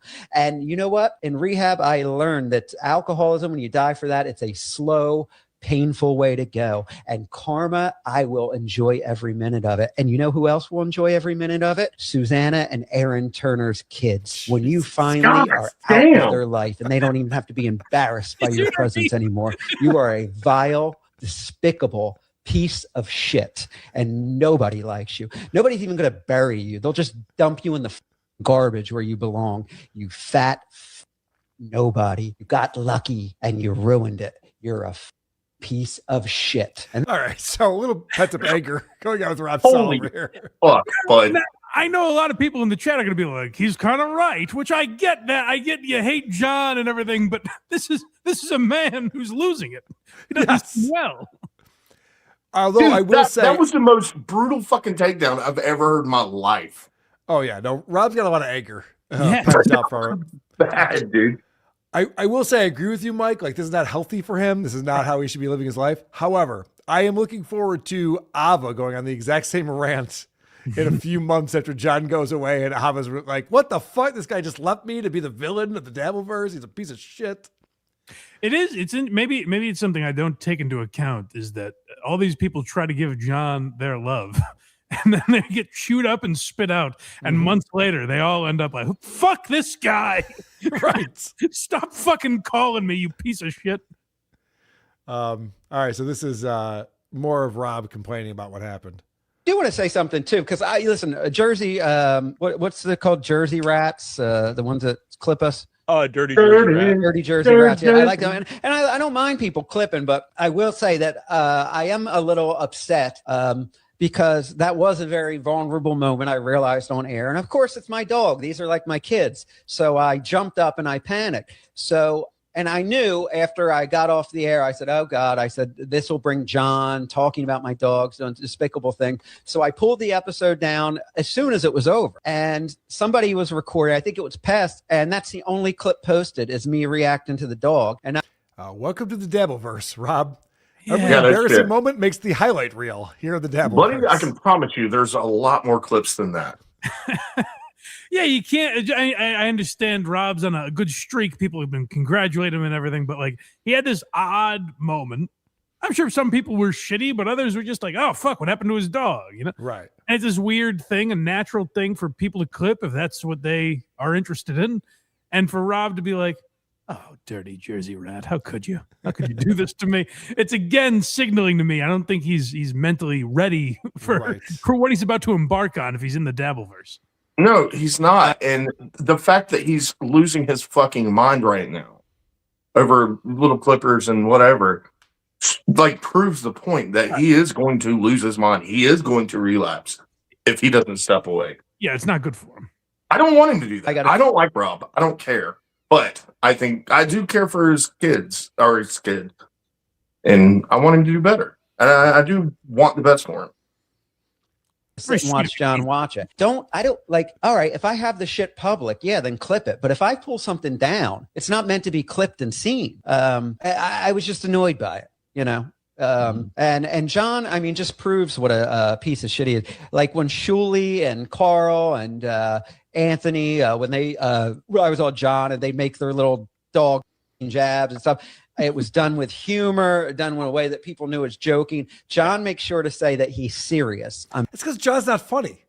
John doesn't know how to be funny with anything. He's just an asshole. He's literally never been funny. He's never read a joke. Pest is in the chat. Pest is the one who pulled that clip. He says he left a comment on that video. LOL. The great, what up, the great Pest? Love you, buddy. Yeah, he's awesome. Dead serious.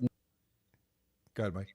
Oh, so I was just going to say that Pest has a new intro for his clips, and it's Cardiff playing the piano. Oh, yeah. I've heard that. Very funny. The Clippers, he's the best. Dirty Jersey's just stuck in my head, man. That's the best one. And looks at the camera and asks why dogs aren't in my lap and why is a dog in my lap bleeding and where's he bleeding from? That's sick. You're a sick, demented person to have thoughts like that in your head. Yeah, then they started like, and I think he's, ejaculating, and it's like, I know it's despicable. It's just like really just bizarre stuff. I love Nancy Neal. All of a sudden, Goo's like, oh, yep. And then also they were acting like they were ejaculating. People wondering were the dogs asking for it, or did Rob force himself on them? Wait, how did Neil get to that fucking last house on the left? Look, I'm ejaculating. Yep. All right. Well, speaking of Stuttering John, John came on the show yesterday and made a big announcement. Now, of course, as we talked about, our attorneys went before the judge, and there was a conference that took place for about 45 minutes. And after this conference, some things changed in our current lawsuit. Yeah, I was very curious about this because I remember a lot of comments on the Stuttering John podcast before yesterday. Oh, yeah. I remember it was chock full of comments about nonstop. I found this very interesting. All right, well, let's see what John said last night. Very different tone. I'm so happy I can move my fingers. They're not swelling as much. You see? Selling 19, by the way, with this clip. Thank you. So it makes me happy. that I can move my fingers. I'm going to just say I will not discuss on this show any lawsuits that I may be involved in. So if you get a super chat me, no comment. I will not discuss it. I am giddy, however, that I do have a date tonight. All right. So Mike pulled this clip, and I'm assuming you want me to address this? Oh no, yeah, I'm not saying you have to comment. I'm saying well, you can, I guess, if you have something to say about it. But I more found it funny because when John came back in August or whenever that was, when he after he filed the lawsuit and everything, he was very strict about I'm not talking about the laws. I got nothing to say. And then now, today, yesterday, he's like, I'm not talking about this lawsuit. Yeah. Did the judge at any point, and maybe this is only on John's side, but did they ever say to you, from like September to early April, just go for it. Talk about it whatever. But outside of that window, don't make a peep. All right. That was exactly my question. So good job, Mike. Here's what I'll say. Okay. Now, his attorney just had a face-to-face meeting with the judge in this case. Now, do I have inside information? I do. I do have a lot of inside information. But let's assume I don't have any inside information at all, and I'm just speculating on what happened, what changed. The fact that John's also like, I'm not talking about this case anymore. Is it possible, maybe, that the judge is not happy about the fact that John's been talking a lot about the opposing counsel and the opposing counsel's family? Well, but he was just simply warning your lawyer's wife that should things get ugly, maybe. Yeah, he just said, hey, I'm not going to say her name. It's okay. I got your back. I'm Stuttering John. He didn't say anything. He didn't say anything was going to happen to her. He said it'd be a shame if something did. Yeah, exactly. So, I'm on Stuttering John's side on this one. When I got sued by John, one of my first calls was to Dick Masterson, who had a similar Lowell suit from Maddox. And so I talked to Dick and I just said, what did your attorney tell you to do? How did you handle this? I thought he handled it masterfully. And he said, all right, here's the one rule, Karl. He goes, you don't want to talk about the attorneys involved because the court really frowns upon that. That's the thing where it's like, if you're talking shit about attorneys, the judge is going to frown upon that. That's going to be a problem.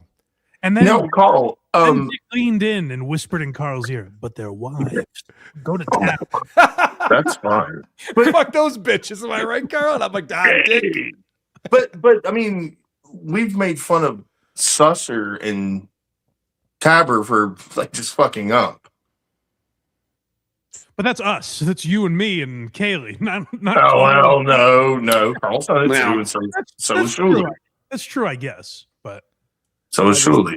I think Saucer's doing a great job. But it is very different. It's not insulting and bringing in people such as wives. And it's being like, you misspelled your own fucking name. Well, also it's hard for like if Adam Bush goes on John's show, it's near impossible for him to get a point in like, John, you're kind of vaguely threatening Danny when you do that, or whoever, whatever the case. Yeah, okay, that's a huge difference. John will just never hear it. But like in a court of law, they're not even going to have the argument. They know what that is. They can read through it pretty easily. Yes. So basically, like the Dabbleverse has been like, look at this boob and the shit he's filed. Right. Which is it's public information. It's completely open.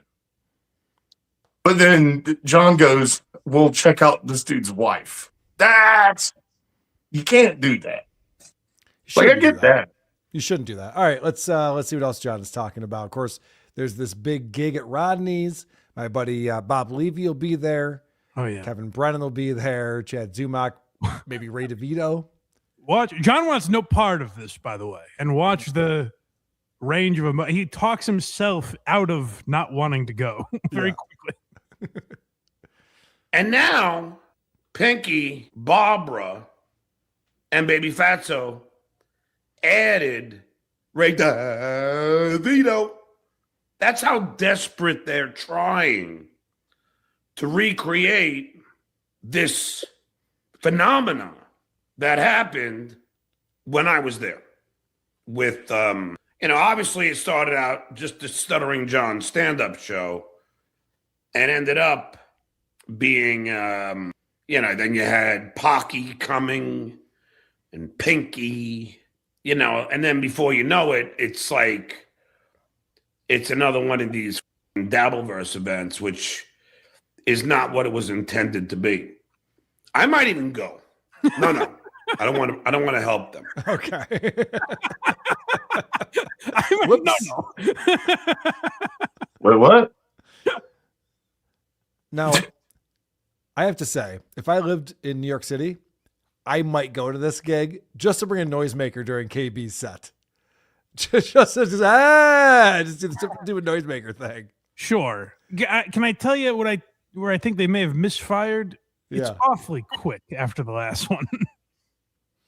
It has nothing to do with the venue. This idea there's always like Rodney's too. It's like, well, no one was like excited because it was Rodney's. It was because it was Stuttering John and myself and Anthony and Zenhauser. It could have been the Stress Factory or where. Yeah, it didn't matter. It doesn't matter. Yeah, but the fact that they're just like, oh yeah, we're back at Rodney's again. It got such Never kidding around with their friends. Yeah, we bust balls, and my friend. So I'm not allowed to kid with Dan? Oh shit! I'm just watching this live. People are telling me he's crashing out. Dan, if you couldn't take that, then I don't. If I can't handle that, He's right then- back to talking about our attorney. What a fucking moron! One day is all he wants. God.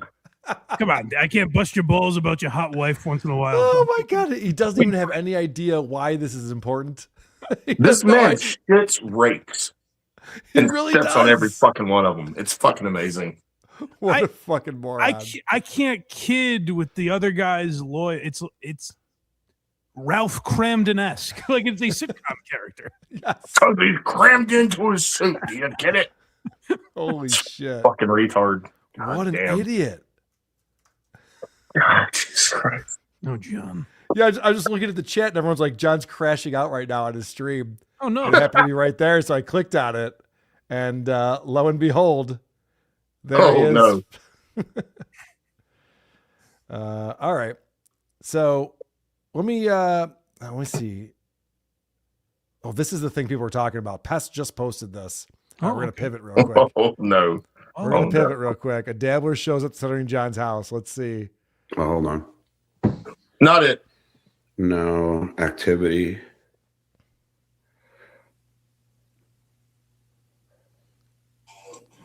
That's me. Hold on. That's me on the phone with the police.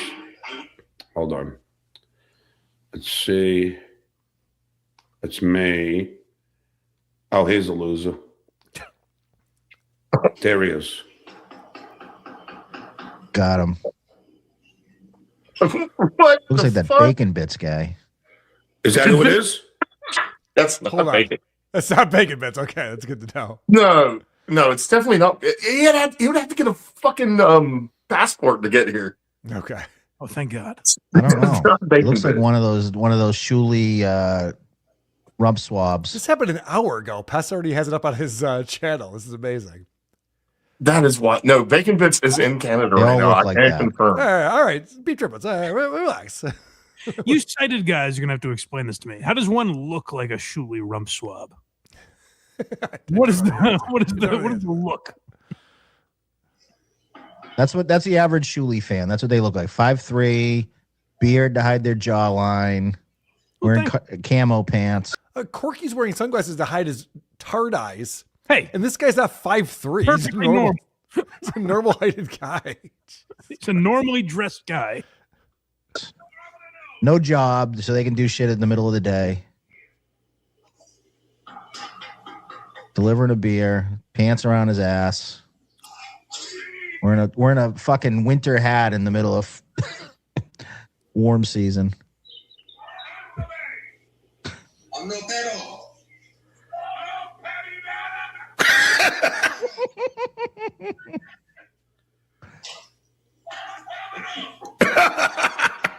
Does the video have you going out to confront I him? think so. I think it might. Who the fuck is this guy thinking? What a fucking midget. I know. He's a tiny little guy. I mean, John should not be talking about tiny little guys and midgets. Come on. He's got 20-inch long legs.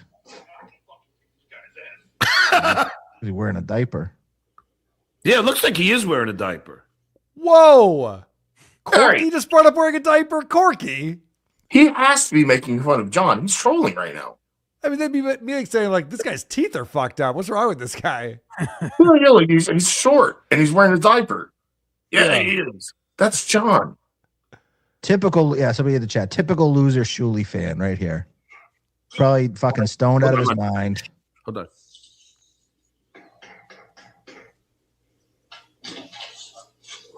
If you knock on my door again, you and I are gonna have a problem. Leave now.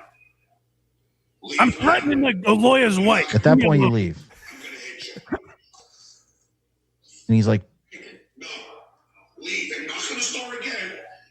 Then we'll get out of Heinous a finger. Now I'm calling the cops. Heinous a finger. where's your finger? Is that what he's saying? It was a favor, I think he said. Oh, it was a favor.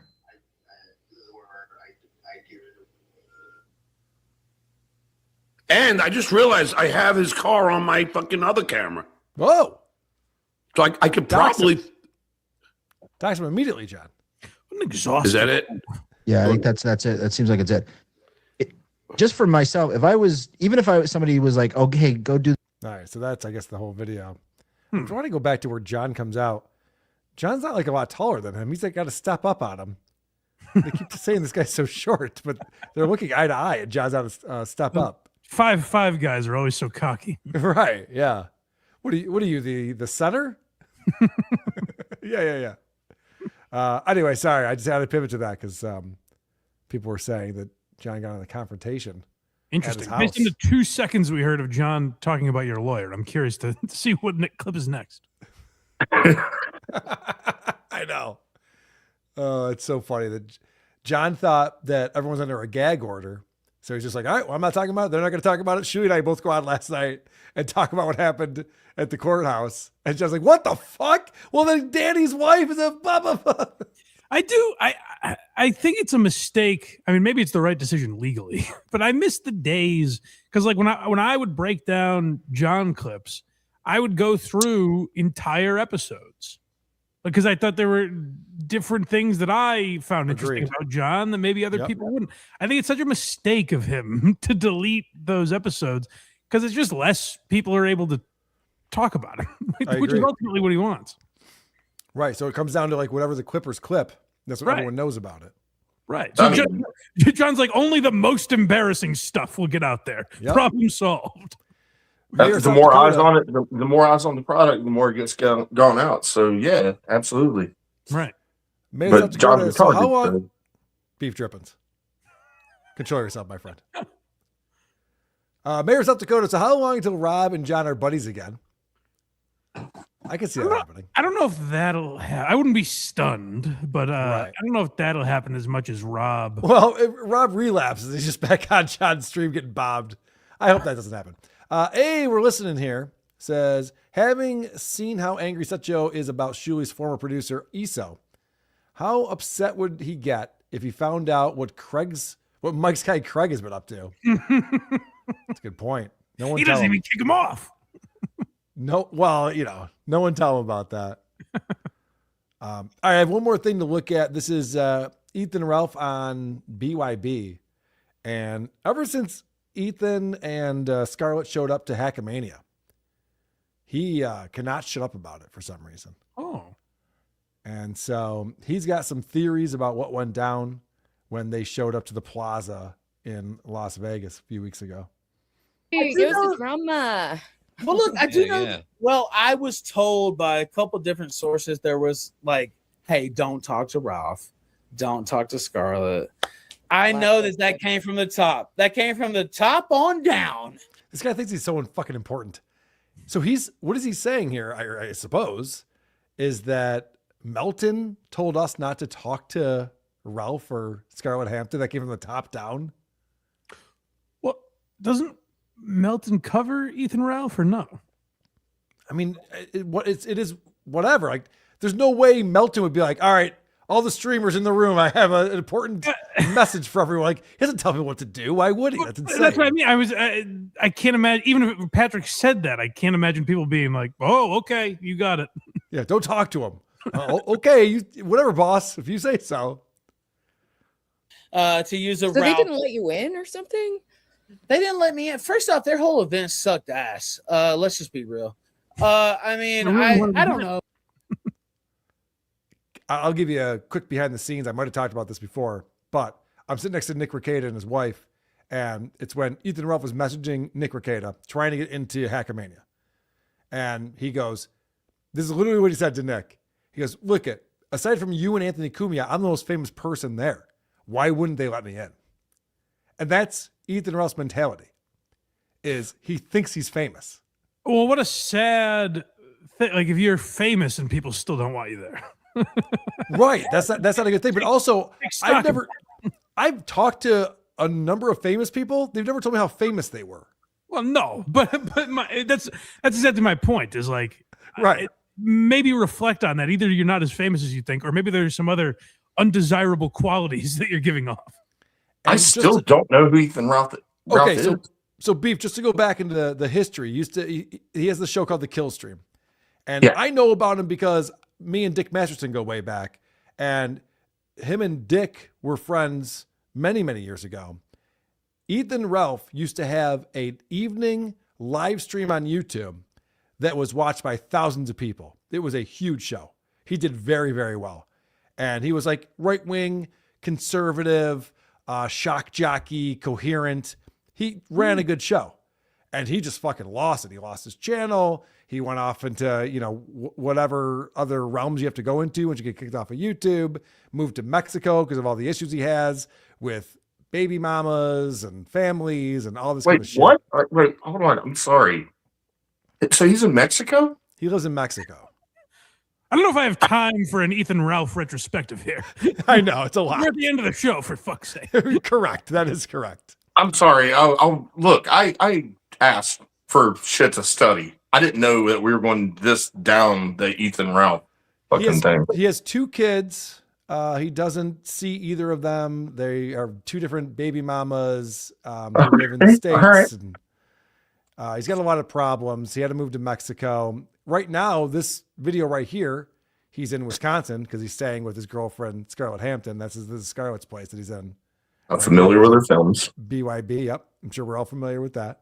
All you need to know is he's more famous than Karl, so why wasn't he in the fucking casino? I don't get it. Right. That's the whole point. Yes. Maybe some people like, I don't know. Oh, That's Scarlett. Hi, Scarlett. Scarlett. Is this Melton here? Look, I mean, if you want to see a live podcast, okay, why? I don't really understand. So his whole thing was, let us in. We're interesting. We do cool shit. We're going to sit there and watch people who prepped a show and want to perform a show for you. Like, they just wanted to tear shit down because Ralph doesn't have talent. So he just gets wasted and just makes a spectacle and gets into fights and stuff. It's like, this will be great. It's like someone knocking on your front door and just going, oh, come on, just let me in. What are you watching TV? What a bore. Come on, let me in your house. And it's like, no, I'm enjoying this boring thing that you don't seem to want to be a part of. Right. Leave. If you want to see some crazy shit happen, me and Scarlett are the people for that to happen, right?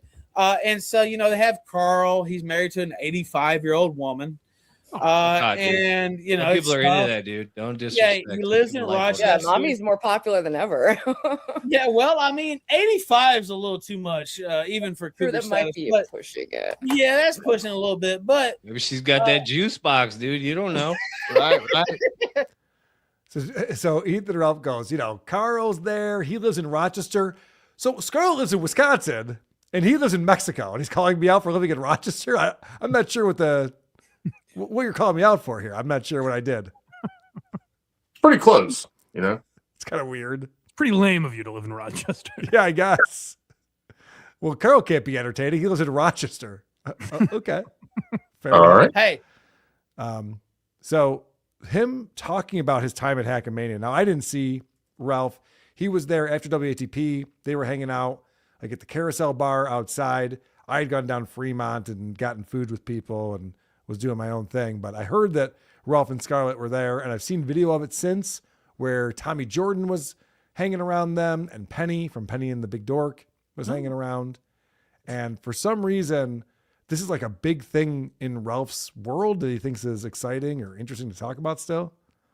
Out to them. So, but yeah, I had a great time at Hackamania. They didn't let us in. Melton's a fucking idiot. I would think, I mean, I took 10 to 20 pictures myself.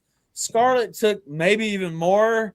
You would think that would say enough right there, but like, you know what? I guess he was too busy perusing, his No, he doesn't. I don't think he likes any of you sector guys. And plus that, not only that, you guys go on MLC, and that's his. He hates MLC. No, you don't. Yeah. I mean, Quadfather, you know better than this. Do you really think that Patrick Melton's worried about, wait, you're friends with Kevin Brennan? Then you're not allowed in here. That's what Kevin Brennan does. That's not what 100%. any of us do. We don't give a shit.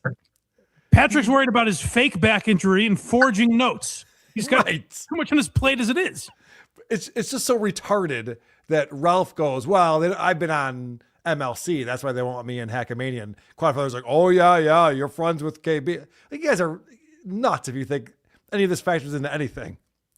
It doesn't have to be tough. I don't know too much about Ethan Ralph, but it's going to be tough if you're a guy who like present yourself as cool and this lame event doesn't even want you.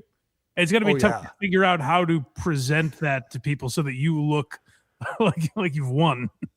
Well, he says something right here. Listen to this. He does hate him some MLC. Because I went on, I'm a toe boy. So so he follows it up with, I go to MLC, plus I'm a toe boy. And then one of the hosts goes, yuck. What are you doing with that? Wait, what's a toe boy? Toe boy, one of the steel toe, part of the steel toe army. Yes. Oh, okay. All right. I did not know that. He's down with Aaron Imholt. Mm-hmm. Okay, great. So Ralph goes on to talk about this nothing interaction he had with Tommy Jordan. You guys have probably seen the video of that, where Tommy's just kind of hanging around him, and then like Ralph kind of makes like a little swipe at him, and then Tommy goes away. He's like, I definitely hit him in the hat. I definitely hit his hat. It's like, really? That's what we're talking about? So sorry we didn't let you in to Hackamania. It would have been amazing. So anyway, that's what's going on in the Dabbleverse this week. Wow. There's a lot. It is a lot. And there's even more, but there's only so much we can get to in a 2-hour time span on here. Mm-hmm. Beef Drippins, thank you for joining us, my friend. Thank you very much for having me. I'm sorry. This is like all new to me. I don't know what I'm doing. I wasn't prepared. My bad. I screwed you. I apologize, buddy. Just don't keep yelling when I'm reading a super chat. You'll be fine. I didn't mean to, and I'm sorry. Fine. You're good. It's all good. Don't let him bully you. Come back home gay. That's what people do with Beef Drippins. Just do it. There it is. Beef, am I coming on your show on Sunday? You guys doing a show Sunday? Yeah, sure. We'll do it Sunday. Right. The Sabres game is 2 to 5, unless it goes into overtime, so I'll be available after that. About 7. 7's perfect. Cool. I'll either be drunk and angry or drunk and happy. Let's do both. Go follow. Make sure you catch that on what's the channel? Beef Drippins. It is at Beef Tips Show on YouTube. Thank you. So follow that. Become a subscriber. They do a good job over there. Carl's Frosted Tips and Rick and we do not. Beef Drippins. All right, I'm trying my best. Achy Breaky Shaky with $5 says the Dasher Joe saga is unfolding on X. The Dabbleverse has a new member. Oh, interesting. We've got a lot to catch up on, I guess. Yes, I want to know about Dasher Joe for sure. And the mayor of South Dakota, FBD. Okay. I guess that's Beef Drippins. Catching some shrapnel over here for being on the show. Oh, no, I'm getting it. Yeah, it's in the chat. Fuck me. Okay, cool. Never look at the chat. It's a terrible idea. I'm not really. What you should do, you should look at blindmike.net. Yes. Oh. It's where all my links are if you want to subscribe to the Blind Mike Project. Why Are You Laughing? Wherever you get podcasts. We just did an episode about the era of cancel culture, or whatever you want to call the last 10 years or so in comedy. We also have an episode about Jim Norton coming out. That'll be up for members probably tomorrow. And we interview Joke World. That'll be up for members sometime soon as well. So become a member on YouTube or Patreon, or just support the show for free. All the links are at blindmike.net. And for those of you on my channel, go to Who Are These Patreon.com/Who Are These Podcasts. So we had a big week this week with our bonus shows. If you're on our YouTube channel, member on there, we have some members only videos. Or if you go to Patreon, I did 2 bonus shows this month, or this week, earlier this week. One of them was about Artie Fletcher, who Stuttering John is teaming up with to do comedy shows with. And my buddy Vinny Paulino was over. He used to work for Artie Fletcher. So we had some great stories about that. Seems like a cool guy. Oh, just the opposite.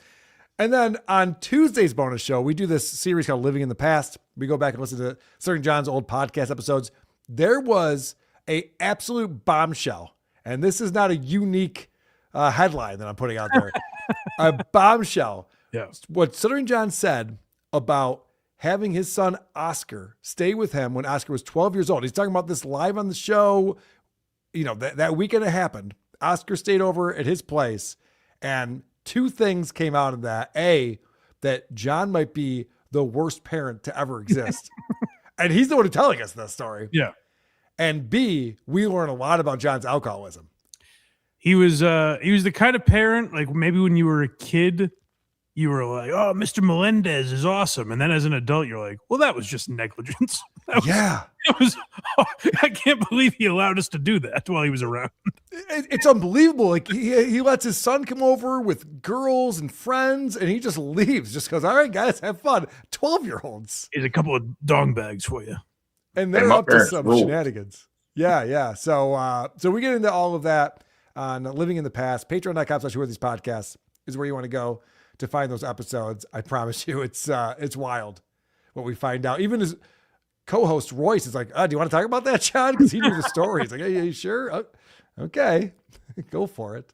Yes. Well, Mike, I'll let you wrap up. This is your channel, but another exciting show. Thanks to Beef Drippins. Oh, we've done it again. Thank you, Beef Drippins. Go subscribe to the Beef Tips Show and watch Karl on there on Saturday and Sunday, whatever. Get your fucking time straight. It's tonight at 8. Whenever it is. It's the Beef Tip Show. We'll see them on Sunday. And until then, keep dabbling, everybody. Well, there you go. There's your Dabbleverse news.